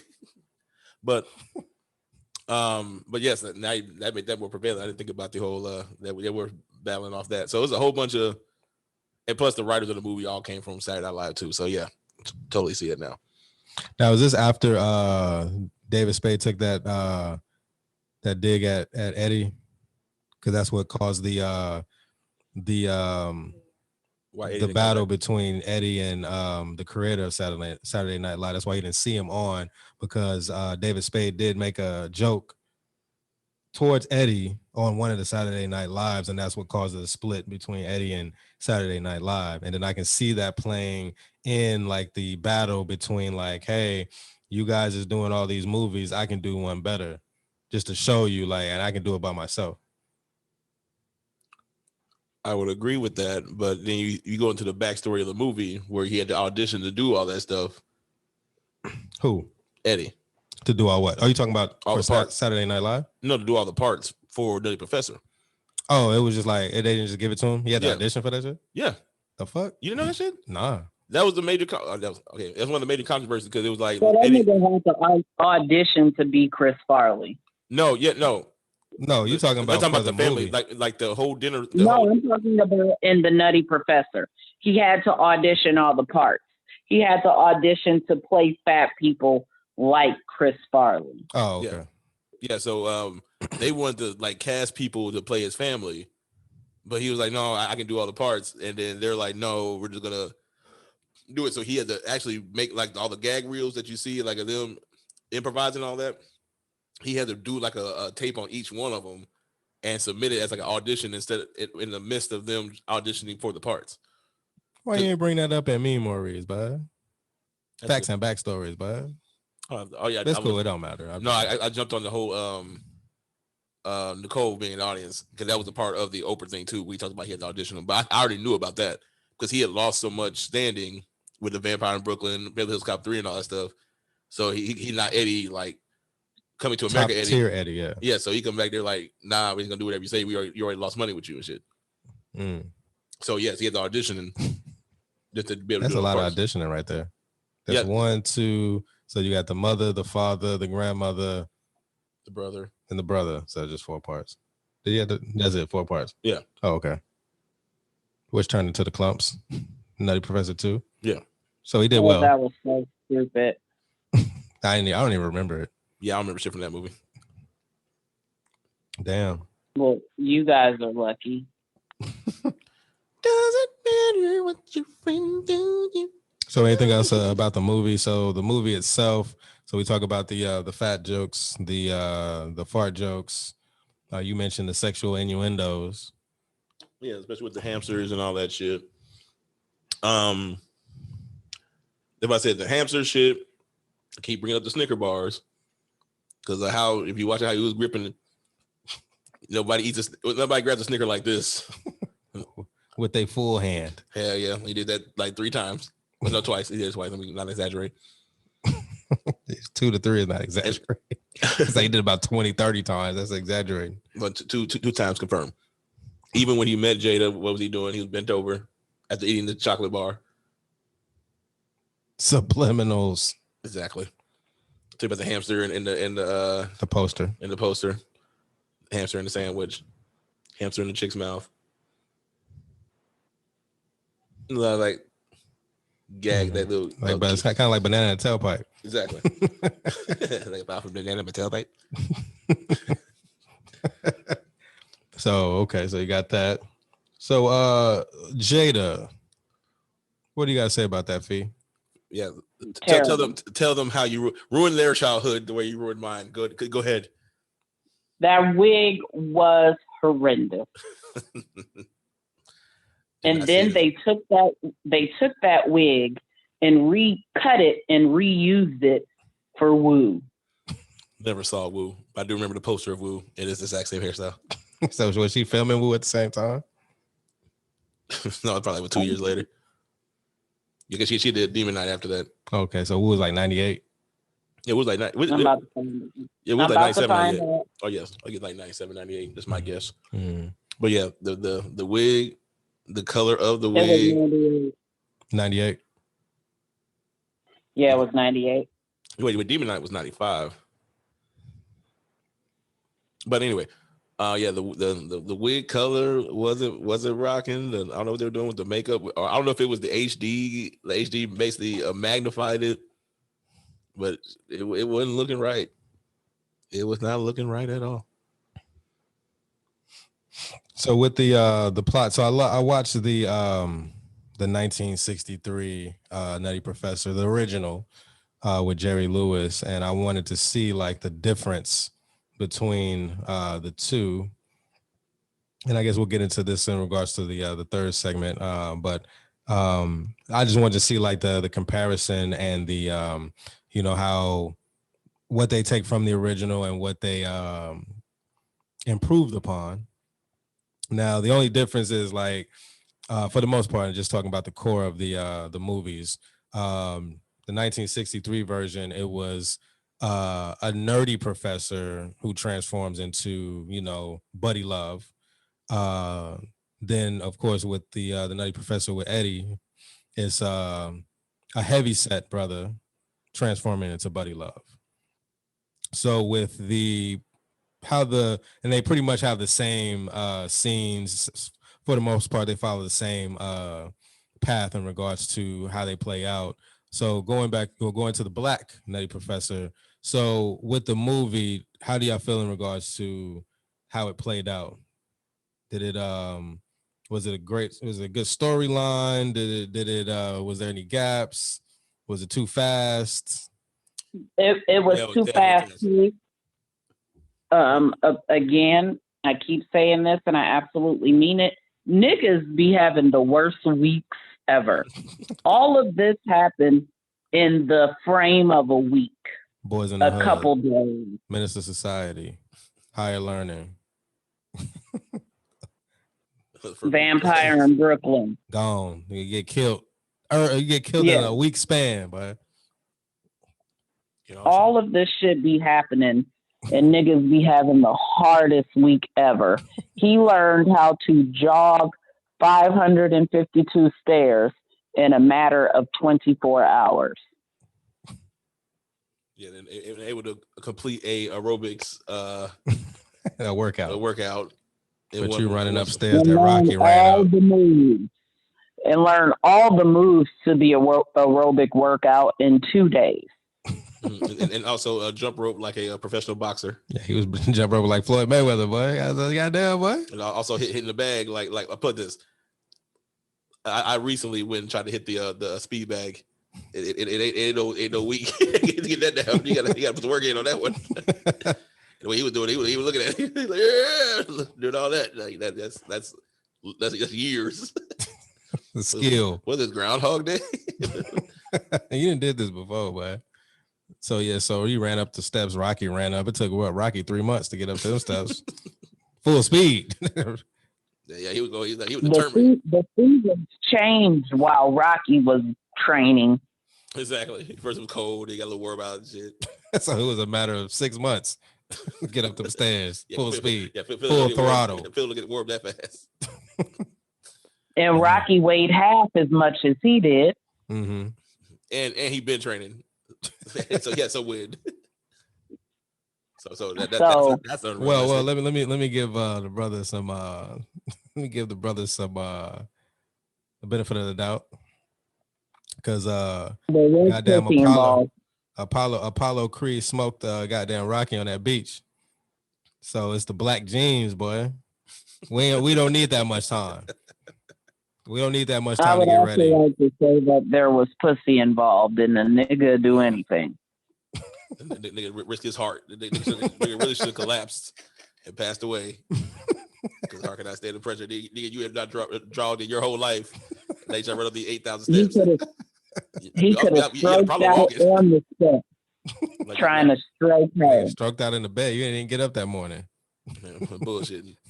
And then go after stroking. But at least he got to stroke. He may have had a stroke, but he got to stroke. No, the buddy got the stroke. But when you have when you have what do they call that semen retention? Because the boy ain't never had sex, so the boy got power. That's why he's such a genius in the chemistry field. Y'all remember that scene from Scary Movie? Yeah, boy. Blew her out the frame. So it's like when you have semen retention, you can do godly like things like what Sherman did. Yeah, but then you finally at the end he realized he only did it for a chick. He never would have tried it out on himself. And like old dude said, and that's another thing about the movie. That's another gap in this movie. Mm-hmm. If you already had the data and everything for Shelly, the hamster, or the gerbil, whatever which one it was, and that was compelling enough for the grant. Nigga, hold off for a day with Buddy Love to get the stuff over to him, make sure that's secure, and then go do the Buddy Love shit. He felt like he just had to do everything like right then. That day. like when she got back, I just gotta forget about him. You will see him again next week after I handle this Harlan Mim shit. Like what the fuck? Or this Harlan, what's the name? Harlan, whatever? Harlan Hartley. So yeah, let me handle that shit. And then we'll deal with Buddy. But he probably was thinking like, damn, well, number one, he probably like enjoyed it because like I said, this is his first time doing it. And he like the feeling that he got, like, damn, I'm actually feeling acceptance. I'm actually feeling like, attractive. I'm actually feeling different. So it's like when you get in that phase, it's like, damn, I don't want to wait. So number one, number two, he probably didn't want to wait a week because she might not even be interested in him after a week. She probably didn't move on to somebody else. So are you saying that possibly Sherman had an issue with delaying gratification? Oh yeah. Solutions. Delaying gratification. You might get further along. He also said that Purdy was a hoe. When he said that? You just said that if you wait a week, with somebody else. Move in. Yeah. I mean, like she new? She was just new to the faculty, but was she new to the area? I think she did. I think she was new to the I think she was new to the area too. Oh, okay. So it's like, hey, she out here like, hey, I need to find some people to connect with. So she probably just linked up with somebody else. Yeah, she probably found. If it was, yeah. She was not in the sense like to just fuck around with, but just like she probably found some interest in somebody else and start dating them or start spending time with them. So yeah. So another solution, since we're not doing the Kevin Samuels breakdown on this one, are we? Nah. Okay. No need. So I'll slip in some Kevin Samuels in there. So guys, have patience, become the prize. You don't need to be chased behind them. You have to be their friends and all that extra stuff. If by being a friend to somebody you like, you are basically wasting energy. She's getting all the benefits of the relationship, and you get none. That's the point of the friend zone. That's how women get free meals and free therapy, free favors. Yeah, don't be in the friend zone, guys. Like, get your ass off my phone, bro. Exactly. But you see what Sherman doing all that. Oh, you talk to me about anything, and now you never hear her talk about a whole nother nigga. Well, while it's still you, it's a whole nother nigga. Well, you get a pass because it's like, let me hear what I need to hear so I can make some changes. So you're letting the woman dictate how you should be. Solution: men, stop letting women dictate who you should be. Well, he don't know. It's his first time ever going out. But it's for people. Maybe Sherman's like it's the Shermans of the world out there. Yeah, that don't know that. Okay. So you let them know, hey, be yourself. Find people who like you for you. But first, you must like you. Shout out to I'll Be Sure, boy. What's the song? What's the song, Fee? She wasn't listening. I want somebody to love me for me. For me. To make me happy. And who sung that? I'll Be. And she probably got you on mute. Ain't that who was that? The nerve. Is that Aaron? Who else on there? Oh, Teddy. The fuck? What is wrong with you, nigga? Yeah, who's on that shit? I forgot. I'd search low. I'd search high. Heavy. Nigga, oh, I'm thinking that's an I'll Be Sure song. No, that's why I didn't even like hear it. Like I wasn't even. I'm thinking that's on the Effect Mode album. I'm like, who the fuck was on the song? Who the fuck was on the song? Heavy D's on it. What you talking about? That's why I was like, Teddy. I was like, you and me. Like, what the fuck? I was like, rap the rest of the words. You say the chorus. No, but yeah, so Heavy D. Shit. So in the same vein of what we're talking about, Heavy came out with a song. my apologies. No. My apologies to Heavy. My apologies. That was just another after 7 moment from last week. That was not there for. Can't stop. I feel. Anywho. Yes. So anything else y'all want to talk about in regards to the movie? Is Fee still there? She probably got us on mute talking to Marlo. Touche. No, so I'll say this though: the surface level affirmations that Guido Simmons was spewing on the health tape or the workout tape. Like I can. What did he say? What was it? Yes, I can. Oh yeah. You can do it. So it's kind of like it puts me back in the mindset of like self-help back in the 80s and 90s, where it was like simple. Like remember the Michael Jordan on Saturday Night Live, and what was that guy that would always be like, you look at yourself and you say, Stewart. I am, God damn, darn it, I am Stewart, somebody. No, he's like, because I'm good enough, I was smart enough, and doggone it, people like me. Right. Yeah. I wasn't Stewart. What was his name? But I know exactly what you're talking about. I remember that sketch on Saturday Night Live. Yes. Saturday Night Live. So once again, callbacks right there. So yeah, so I'm like, how simple things were back then in regards to like all you had to do is just keep repeating these affirmations. And it still holds true today because, you know, just being in these spiritual circles. And it's like, you got to do more than these affirmations. Like you see people posting on Facebook, pretty much just on social media, these quote unquote affirmations. And it's like behind the scenes, their life is like train wreck. But it's like these affirmations is not going to hold you up.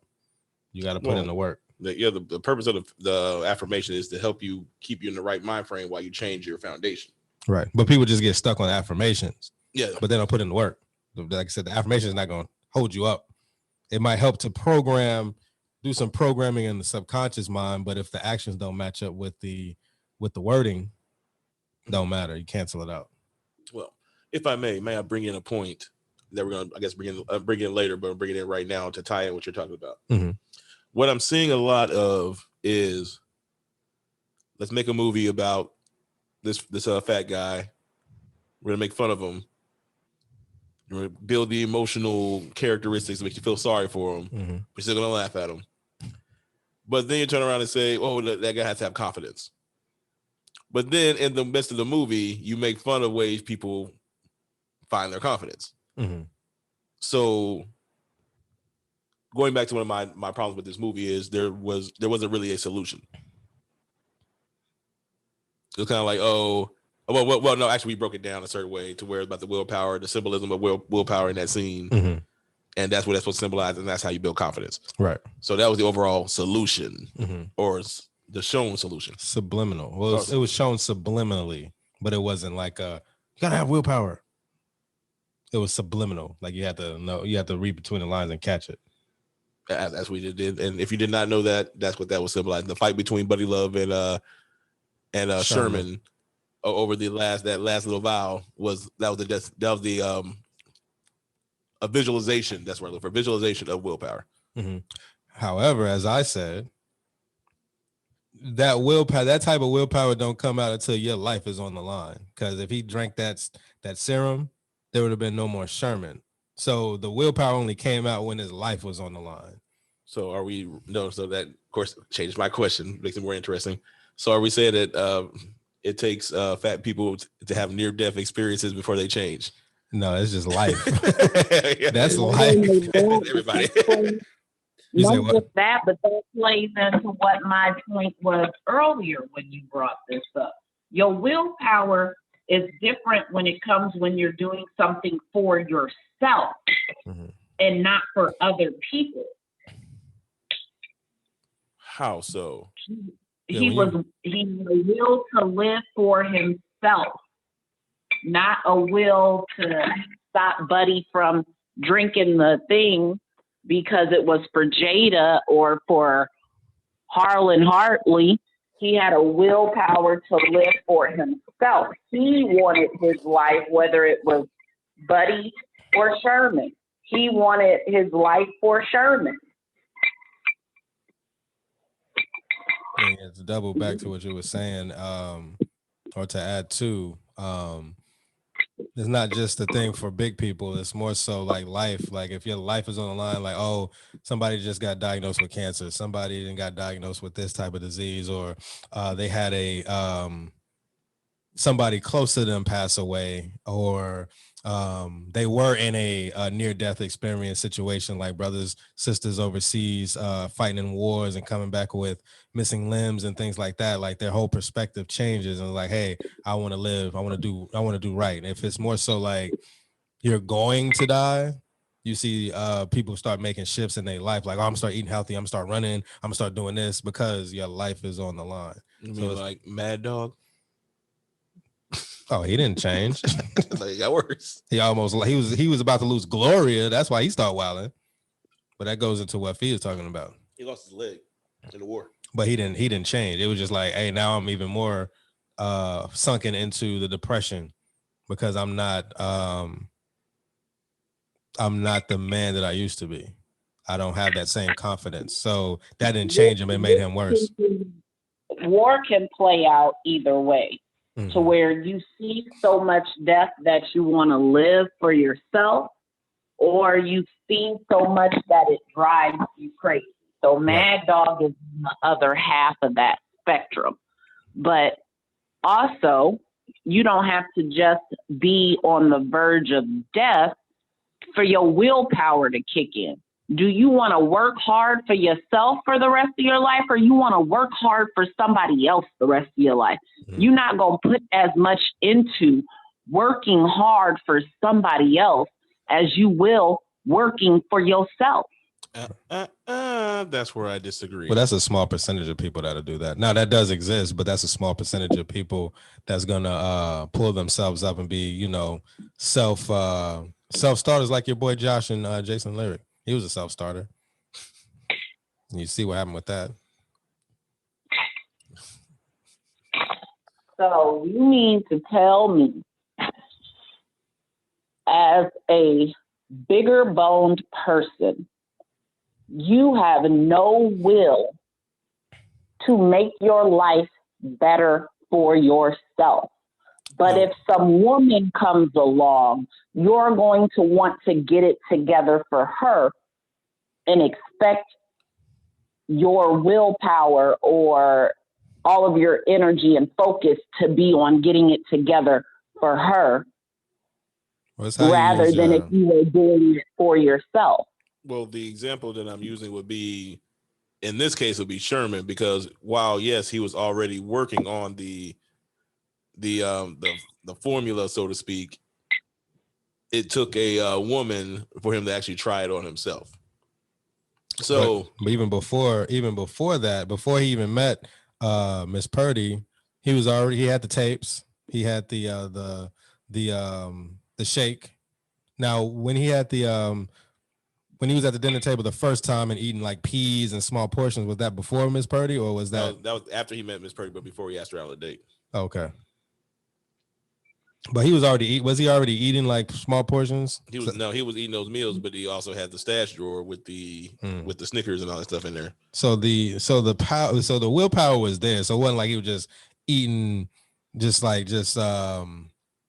sloppy with it and just not taking any taking the initiative to be better. Taking any steps, yeah. Right. Well, it seemed like he ate healthy the best he could, but then he would have his triggers and he would just eat crap, and then when he had the major triggers, that's when he would overindulge. But yeah, that's just that's life for the most part. Like that's the usual routine for people across the all walks of life.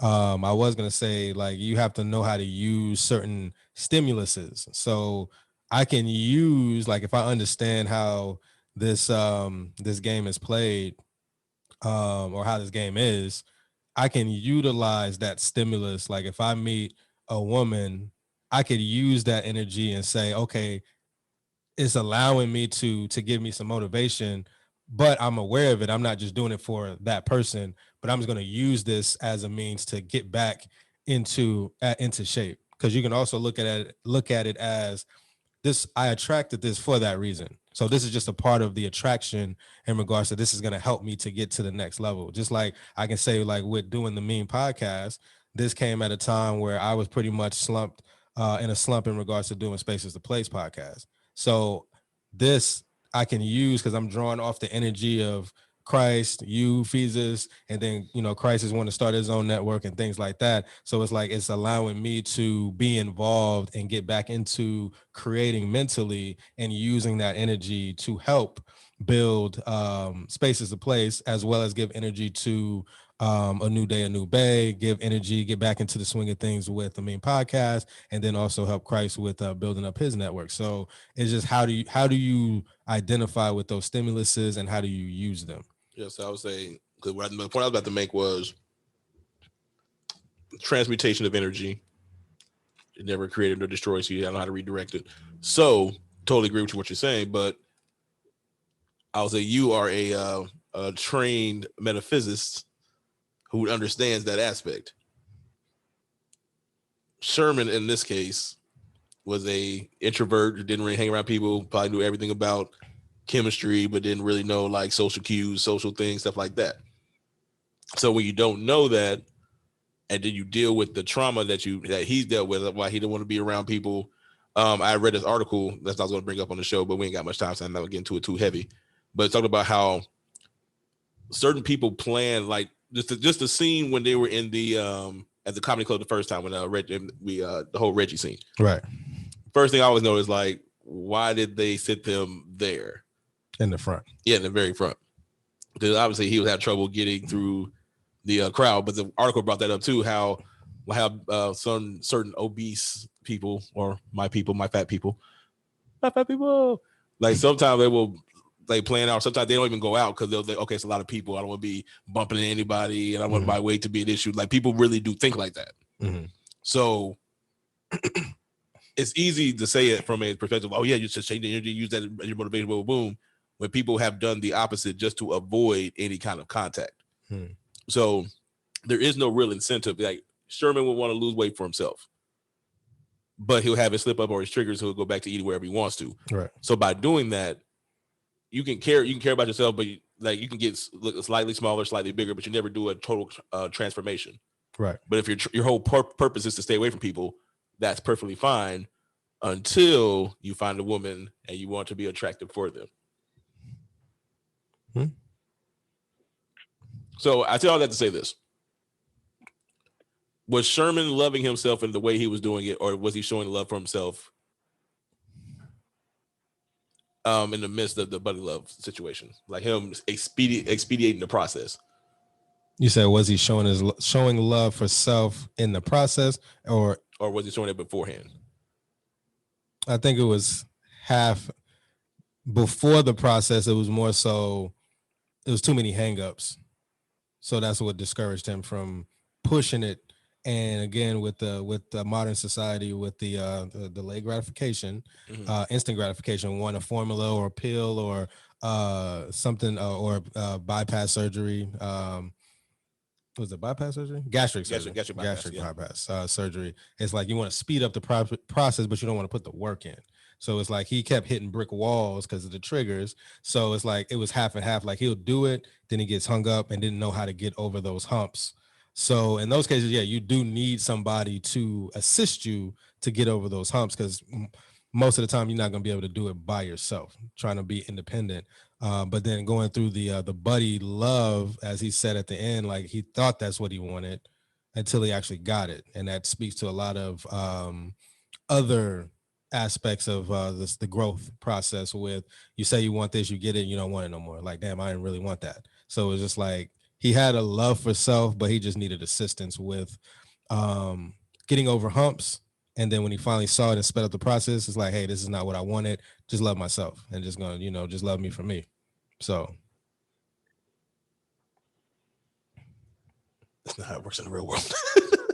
I mean, yeah, it don't work. Well, yeah, it do work like that. But a lot of people don't make it to. It'll happen in a couple weeks, like the movie show. Well, shit. Yeah, it don't happen. Hey, I will say it does happen in a couple of weeks. However, you can speed up your process, accelerate your process of growth, but you're gonna get hit with a lot of shit if you're doing like certain spiritual practices. Because I was doing that with the School of Metaphysics. So it took me some time to get to the second cycle, but when I started doing those advanced techniques, and it started to open up and bring a lot of the suppressed emotions to the surface, and we talking about one day was this. The tire was flat. Then a couple of days later, this happened. And then a couple of days later, this happened. And then a couple of days, this. That's helping you to speed up the process so you can work through it at a faster pace. So you can do that.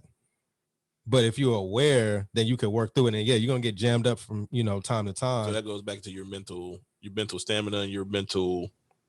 That's why we say if you ain't mentally right, don't be messing around with this stuff here. Because yeah, as you're saying, like people like I'll say people like myself, I had a little bit of a breakdown the other day when I scraped up a car. A little freaked. I'm like, what the fuck? But really, as you're saying, change your mind frame, accelerates the process. Right. While Sherman went back into a shell, he should have used that as more motivation. Right. Like you might have, like after the register, you might have went back to the gym, started learning how to fight and do all this extra stuff. But he went back home and ate, stuffed his face. So sounds like fat shaming of theirs. Shame. And he said he wasn't gonna, but boy is he. Well, that plays out into the we can go ahead and get into the what the fuck you meme segment. Okay. Close out the show. That goes to speak to today's society, where you get caught up on what somebody says. You're so sensitive to where, somebody says something like, oh, you're fat shaming. Oh, you're body shaming. Oh, you're homophobic. Oh, you're transphobic. Oh, you're womanizing. Oh, you're misogynist. Yeah, you're you're anti-Semitic. Patriarchy. So it's like all these labels, and it's like nobody want to deal with the problem at hand. They don't want to deal with the reflection of themselves. They don't even want to deal with themselves. So it's like, yeah, you can deflect and hide behind these labels, but it's like, do you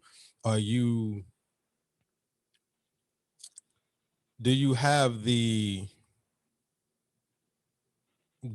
strength and the power to push through that and get to the other side and see yourself in a whole new light? Or are you going to continue to crawl behind these labels and hopefully that protects you?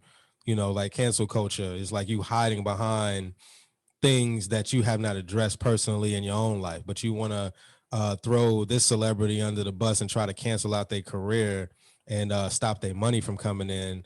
But it's like we look at your life and put your life under a microscope. You probably not getting no money. You probably not aspiring to be what that person has aspired to be. And I ain't talking about just fame and being a celebrity, but I'm talking about setting goals and just doing the basics. You probably just sitting at the computer just criticizing all day and ain't done nothing. But you know, today's society has given you the platform and the power to just throw people under the bus and, you know, end careers and try to cancel. And it's like that's work in the reverse, thinking that's empowerment. That's not empowerment. So, but at the end of the day, I get it. You know, there's balance at the end of the day. So I'm not gonna sit here and try to bash and, you know, say what I was gonna say, because it's like that'll be defeating the purpose. I will be doing the same thing that you're doing. So, but it's like you have to look at yourself and start to look at why do you feel the way that you feel? Why is this triggering you? And begin to do the shadow work, which is a big thing now. I'm hearing a lot of people talking about shadow work. Look into that. Start looking at and changing perspectives, and then embracing what people are saying. Just because someone says a joke that you deem homophobic or transphobic, why is that making you feel that way? Okay, you feel it's offensive. Okay, why is it offensive? Okay, you got to go through the process of going through the layers of why, and then you'll get to the point where it's like, this don't bother me anymore because I've already changed my perspective on it. So it doesn't bother me. It's like a lot of stuff that's happening now in the news in regards to Black culture, because every week there's something we triggered about. I'm not bothered by that. I don't even speak on different things or have conversations about different things, because it's like it doesn't change what I'm doing in my life. I'm focused on what I'm doing in my life. So I don't care about XYZ. Now you might say, oh, well, you're insensitive and you don't have any compassion for the community. But it's like, hey, I didn't help Black people. I didn't looked out. I didn't done XYZ. Now I'm not saying that if things didn't work out, I fuck the community. I'm not saying that, but it's like those who are ready, cool, I'll rock with you and help you as much as I can. But if you're not, I can't fuck with you. And just because you don't agree with a certain subject don't mean you're not for the community. Yeah, Black folks need to get off that. People need to get off that shit. I ain't gonna just say Black folks. So that's my take on it. I guess y'all can get into because I know y'all had a conversation about fat shaming and body shaming. Did y'all want to expound on that, or did y'all? Well, first I'll ask you, did you record the first conversation that we had? Was that recording? Oh, when we was talking? Yeah. Oh no, I didn't record. Terrible. So much great information was lost in that one. But are you there, Fee? Yeah, I'm here. Oh yeah. So we were having a discussion about the fat shaming, and I was getting on the aspect that, like I was saying earlier, how this movie didn't really address, like, it basically was saying, oh, we're just not fat shaming. This movie's not fat shaming. But all I saw was a whole bunch of fat jokes and fat shaming. So hearing Oprah and them talk about, oh no, it's not fat shaming, blah, blah, but then they start, oh no, but it's still funny. It's so funny. Like they'll like jump off the subject real fast. But I was basically saying that this movie offered no solution. It's kind of like, oh, all this fat jokes are happening, all this stuff. I'm sad, but all I gotta do is just have confidence and everything will be all right. Be all right. Just say yes, you can, and everything will be good. Say yes, I can, and like I'm good. But that's not how this reality works. Especially when you're dealing with so many different, like you said, hang-ups, so many different obstacles.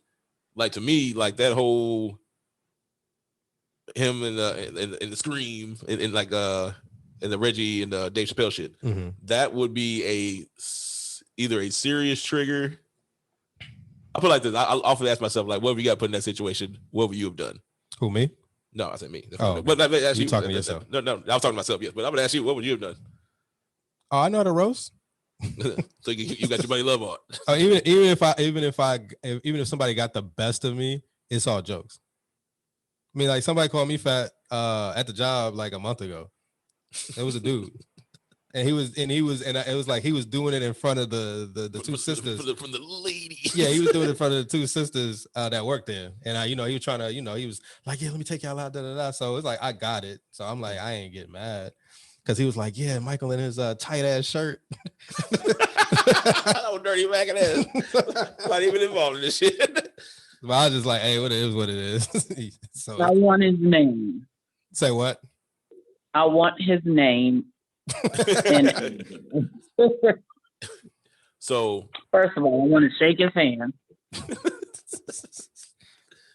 So your shirts do be tight. No, motherfucker. Sure. Like, hey, it's cool. Like I was like, oh man, don't talk about me. That's fat shaming. I didn't go home and like, oh, I'm gonna eat myself into depression because he called me fat. He said my shirt was fat. Even if I did, My shirt was fat. even if he did, it's like, nigga, go get you a bigger shirt. Nigga, quit wearing these old tight ass shirts from 3 years ago when you was slimmer. Get off your big ass and go get you a bigger shirt. That's the solution. Can't cry because somebody said I had a little shirt. Get off your big ass. In a little shirt. So all I'm hearing right now is, hey, let's put a Band-Aid on this and not address the real issue. I mean, like, I know I need to work out. I ain't running from it. I mean, like, shit, I barely get up these stairs to come home. So it's like, yeah, I need to work out. I need to put more energy into being more active. But that's, like I said, that's I already know. I'm aware of that. So if somebody says, like, people always been saying like, oh damn, you getting fat. Like even my new assistant manager, she was like, oh man, you must have been going to the buffet. I'm like, yeah, getting this money now, so I eat more. So it's like, hey, it's cool. So I can joke with you. So boom. Let's get into this one now. So it sounds like you like to perpetuate the fat shaming, because all I'm hearing is you're making it okay for people to make fat jokes because it doesn't bother you. It don't. It don't bother me. I can't speak for anybody else. But you have up here says shame on fat shaming. But now you're saying that you allow it to happen to you. So now I'm confused. No, there's a difference. There's a difference because he was not shamed. Yeah, I don't look at it as shaming me. I already know I picked up some weight. So it's not shaming. It's people that shame, like in the movie, they shame like how the what was that guy name? The dean. Oh yeah, that nigga got slapped up. Like that's a level like you disrespecting somebody. Like it's a way to joke. Mm-hmm. And then there's a way to like, hey, I'm gonna, like, you're just fat and da, da, da. Like you're just really like you doing that purposefully, intentionally to try to hurt somebody. Like when people do that to me, it's just like you just joking. Like I said, even the dude that was Dirty Mackin or whatever, it was just like he feel he needs to do that to where he can get play. So like I can reverse it and be like, that's on him. Like, hey, I'm cool. So allow me to jump in here. So the reason why I think I don't say a lot of stuff in response, the one thing I know about myself is I take things too far. So like in that same scenario, you talk about, oh yeah, you go to buffets, and I was like, yeah, get money. I'll let throw in like, unlike your broke ass. type of deal there. I always feel like I have to get mine back and I gotta get you. Well, let me add to that, because she's not a slim woman, so it's not like it's a fit woman saying that. So it's like she said that, then she turned around and was like, well, hey, I'm eating too. So it's just like, okay, cool.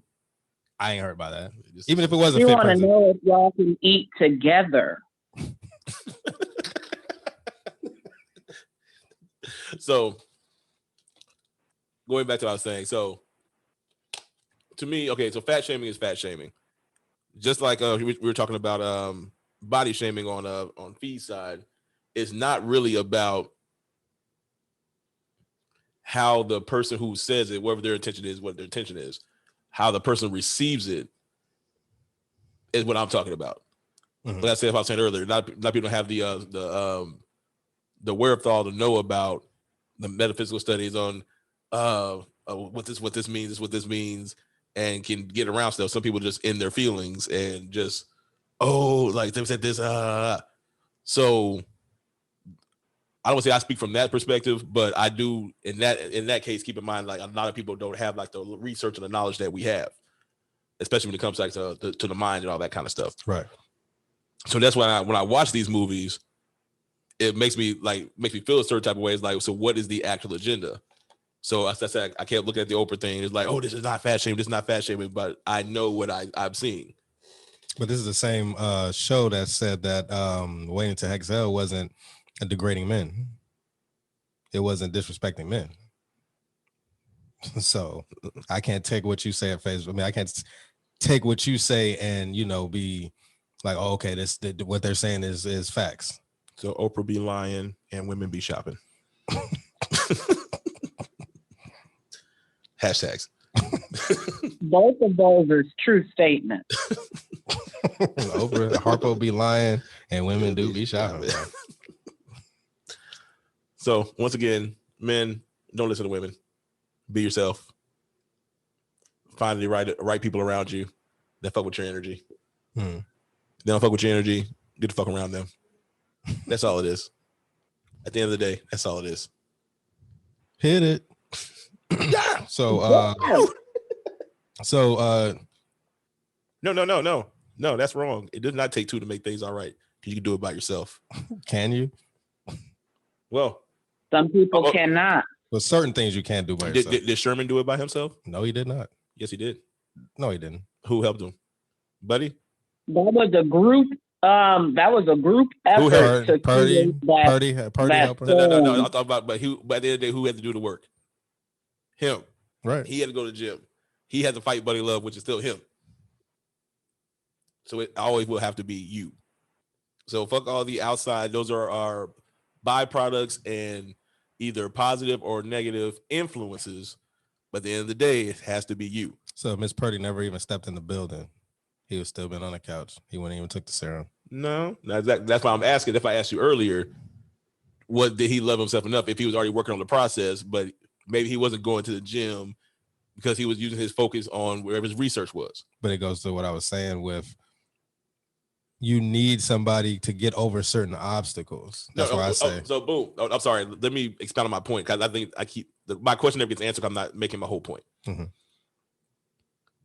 We say he didn't love himself, but whenever he went to the gym and all that stuff, he had to take energy away from somewhere else, right? Mm-hmm. I'm saying that energy was probably more so going to his research and what he was doing as far as what his work purpose was. To be a genius in that field, yes. So when you take away the energy from that to go start working out to try to get women, we saw how it affected his professional life. Right. So going back to what my question was, did he love himself back then because he used that energy instead of being focusing on, oh, why can I find love? While he still had that, he still put most of his energy into his work. Okay. So he might not have went to the gym. He might not have been extra on it as far as his diet and stuff because he was using that energy to be great in that field. Okay. I agree with that. So that's where I was trying to go.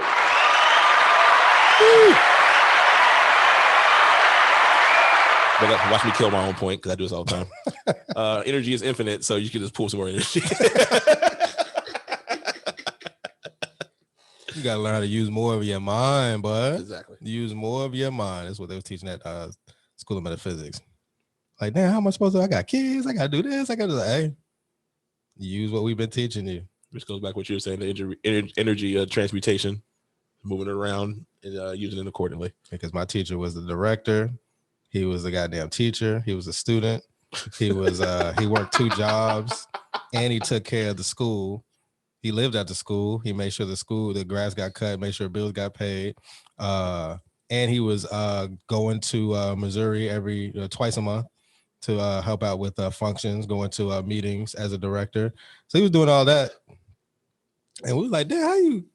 But again, how do you use more of your mind? And as you were saying, pull from that infinite pool of energy to be able to pull it off. Very true. Find your purpose, people. So you want to talk about the black god being disrespected? Who? Oh, I think we kind of covered all of it. The testosterone. Oh, yes. So I made a connection. So between Sherman from Muddy Professor, Gerard from Boomerang, Michael from Waiting to Exhale, and I always feel like I'm forgetting one. Any other? I'm not counting. I won't count Jason from Jason's Lyric because he became a man when he shot his dad. But with mental health issues, mental health issues from that. Not the time of the testosterone part. Let's stick with the testosterone. So between Gerald, Sherman, and God dang, I forgot that fast. Gerald, Sherman, and Michael. Gerard. I think there was a testosterone issue between all 3 of them. Now, the one thing I noticed was in the Nutty Professor, they kept talking about, oh, yes, this testosterone is off the charts, blah, blah, blah, whenever he got into full buddy love. Right. So I tied that into, are we saying, okay, so Gerard didn't have confidence when he dealt with Halle Berry. What? I was Angela. Angela. Yeah. Thank you. So he didn't have confidence dealing with Angela, at least in a non-platonic way, in a sexual manner. So low testosterone. Buddy, when he's high on testosterone, he'll be pulling 3 chicks and try to get Miss Purdy in there too. So from a regular standpoint, you could say, all right, so if you have more testosterone, you have more confidence and you have more luck with the ladies. Too much testosterone, you start wilding, you don't know what you're doing, blah, blah, blah, blah. Sherman is the nice guy. Gerard is the nice guy. Michael was the nice guy. That's what we try to push, because even on the Oprah special, they were talking about, oh, Michael actually was a good guy. Yeah, Michael actually was a good guy. The effemination of the black man can be tied to low testosterone. Is that the agenda they're trying to push? Be more like Gerard. Be more like Sherman. Be more like Michael. Be more like Michael. The nice guy what did he say? Where she gave him a chance. She gave him a chance. And maybe you'll find you a woman. Maybe you'll find you a Miss Purdy who just recognizes you, looks beyond that for your genius, or your Janet Jackson in part 2. Or you'll find your Leela Rashawn is going to give you your chance. Or you might find your Angie. If you just figure out how to be confident sexually, you can have Angie too. Oh, look, Marcus came in there too late. You fucked up, buddy. So you'll be at the mercy of the player who figures it out. Yeah, Buddy Love came in, swooped in. Goddamn Leon came in and swooped in and got Leela. So you send us as young black men this message, and it's not a very positive message. Keep your testosterone low. And also with the diet that we're eating as people nowadays, it's coming with low testosterone for men after they become 30. Like it already automatically drops anyway, but with the way we eat and everything, it's already dropping like crazy. So does that all tie into the effemination of the black man? Soy milk produces estrogen. Makes you grow boobs. From what I've heard. So this vegan diet, what are we telling our people? Go get you some. That we like to. Go get you some wings. That you like tits. Out of all that shit he just said, yeah, we like tits. I like titties. Oh man. All right. So nothing on that feed? Nothing at all? Okay, cool. All right. I'll clap for myself. Any thoughts, sir? You said what? Any thoughts for real? I mean, like, yeah, the agenda is what it is. Now, I've been seeing a lot of people talking about, oh, there's no such thing as an agenda, and da-da-da-da. I was like, hey, man, receipts have been given. If you look at things, and like I said, they put it in your face. Pause. They do put it in your face. And I'm talking about, like, the messages, subtle messages. And we haven't been taught how to look at, we just look at things objectively at face value. Well, people don't even know how to use critical thinking, whatever, to even reason with a lot of things they are seeing. But for the most part, people just look at things and be like, oh, that's entertainment, huh? Oh, no, you're just looking too deep into that. That's not really da-da-da. But it's like when you got movie after movie after movie, song after song after song, TV shows after TV show after TV show, what you experience in your day-to-day life, which is a reflection of what you see on and from media, is just like a, like I said, there's so many receipts out there to where you can't really deny it. But again, you can show people receipts and they'll still be like, nah, that's not it. Nah, yeah. May I give an example of that? Yeah, go ahead, sir. So what I learned from Nutty Professor is, hey, have confidence, be you, everything's all good. And if somebody's going to find you and everything's going to be all right. Most women say the same thing. Oh yeah, Sherman was a good guy. Boom, boom, boom. Yeah. Most women would be so happy to have a guy like Sherman. But if I turn around and say, okay, you want to choose between what you know about Sherman and what you know about Marcus from Boomerang before Angie, which one would you choose? They'll go with Marcus.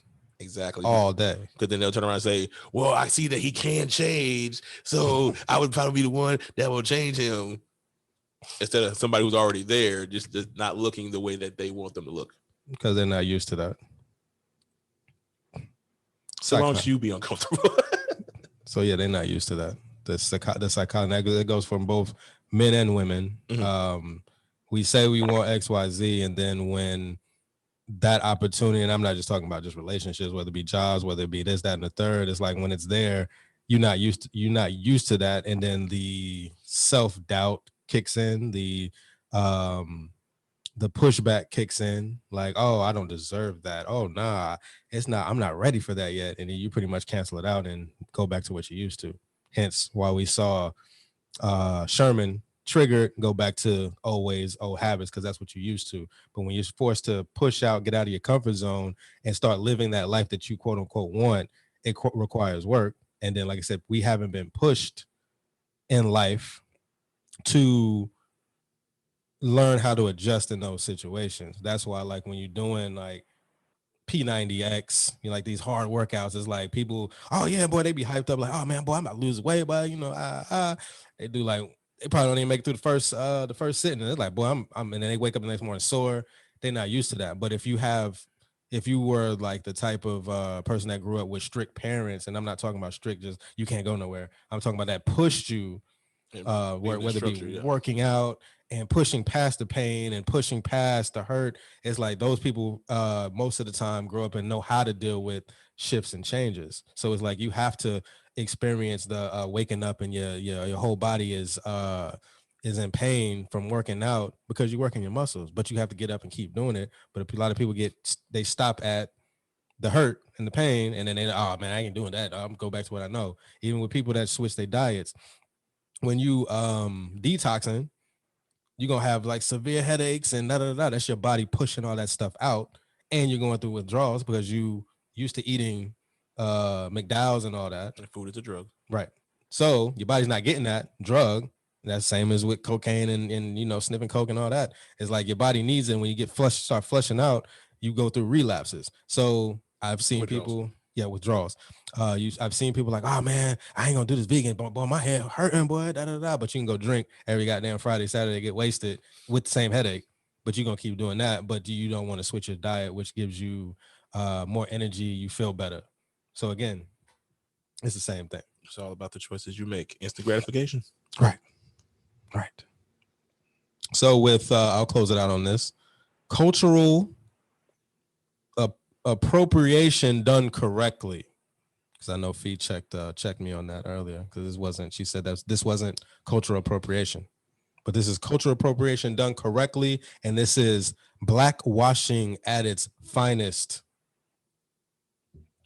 So given the fact that I did watch the first Nutty Professor, and I said I was going to compare the two and how it was improved with the Edie Merpici version. This was, and then even Edie Merpici said that they just stripped the movie down and just took the bare bones of the movie and just added on and built up to what we see for the Black Nutty Professor. So I know Fee was talking about, when I said this is cultural appropriation, I was saying it as a joke, like, you know, we took what white people created and we created our own, which, you know, we hear that conversation on a regular basis now, like, oh, that person is stealing from Asian culture, this person over here is stealing from Black culture. And it's mostly, you know, we hear that conversation or that word thrown around, whether it be Bruno Mars or whether it be the Eurocentric or the white people stealing from Black culture, whether it be TikTok dances and, you know, all of that stuff going on. So I was like, yo, that'll be funny, you know, this is cultural appropriation because we did take from a white movie and made it Black. But then Fee was like, no, that's not cultural appropriation. So I was like, okay, well, this cultural appropriation done correctly. And he pretty much put his spin on it, made it more melanated, because it talked about, it pretty much brought in the element of family and the soul food and how we get down. That element was not in the, that element was in the first Nutty Professor, because he did show his parents, but it was just like two goofies where the mom was dominating the man, the father, but it wasn't the same as how it was done in the Black Nutty Professor. So we saw like the soul food and how we pretty much talk, minus the fart jokes and all that shit. We don't do all that, but pretty much just how we talk to each other. The comedy at the pit, Now at the first Nutty Professor, they had the pit. It was called the Purple Pit, and it was just them playing like the modern music, that's Frank Sinatra type, with the clarinet and all that, pianos and the bass and all that. And it was mostly Jerry Lewis going as Buddy Love going up there, and then kicking some of his music in front of the crowd. This one was more comedy, Def Jam comedy, with Reggie Warrington, played by Dave Chappelle. It pretty much brought that element in, snapping, going into the crowd and doing that. So that brought that element into the Black Nutty Professor. So blackwashing, adding our mix to the movie, and I feel like it was a way better movie than the first, whereas Jerry Lewis would say different. He said it was perfection. The first one was perfect, and this was diminishing. This version was diminishing the legacy that he wanted to leave, even though he helped out and was an executive producer to both Nutty Professor 1 and 2 with Edie Murphy. So I said, this is blackwashing at its finest, how we take things and make it better, or we just invent it and it's already perfection. I thought of something very interesting. Go ahead, sir. The name of the club in the original was the Purple Pit. It was the Purple Pit. What's with this purple thing? Because nothing about the purple that they're wearing at the end of the Black Nutty Professor. Probably paying homage. Or Crown Chakra. Yeah, I knew he was going with that. Chakra Zulu back in the house. Hello, how you doing? Look at that. But yeah, first I thought you said Purple Pit. I was like, purple. And they was talking about the pit being at the bottom. Chakra work. What was the club name in Scream? It was Scream. Okay. Throat Chakra. Okay. All right. He had to find his voice. He had to find his voice. When you break down the symbolism. All right. Anything you want to add, Feezus? No. Okay. All right. So I guess we'll end it on that note. So this was the season finale for season 7, soundtrack to life, meme number 84, entitled MEMEFYING the Nutty Professor. Hashtag fat shaming should be shamed. Hashtag weak box. Hashtag bootleg Harvey box. Hashtag who was your barber? Hashtag both of them. Hashtag Hercules. Hashtag now we know what's eating Gilbert Grape. All right. So we talked about memories like they used to be. We memeified the soundtrack in the movie, and we had our new segment, What the Fuck You Mean? So join us next week for the premiere of season 8, where we pretty much get back to what we're used to. We had to finish out this season because we quit. Like how Sherman quit with losing weight, giving up on his diet. We quit mid-season, and we came back and finished the season strong, boy. We finished the season strong. So we will be premiering a season, doing a meme number 85. We don't know what it's going to be. Well, we know what it's going to be, but we don't have a title yet for the premiere of season 8. So where you can find us, you can find us on Spotify, Apple Podcasts, Google Play, Stitcher, and all podcast platforms. You're only getting season 7 and up on those platforms. If you want seasons 1 through 6 and post shows, pre and post shows, and other exclusive content, go to our Patreon page at www.patreon.com/theMEMEpodcast. Donate, support, and become a meme or a meme-ber. So in closing, thank y'all for coming out. God bless you. Good night. Everything is everything, and everything is what is. It is what it is till it ain't. And this is the Meme Podcast. When it comes to Black entertainment, we reign supreme, all facts. We are the supreme meme team. We clout chasing, keeping up, and about waking people up. We honor both. If you have a problem with that, pull up if you want that smoke. And it'll be that way until I say cease. We out of here. Peace. You're now listening to Meme.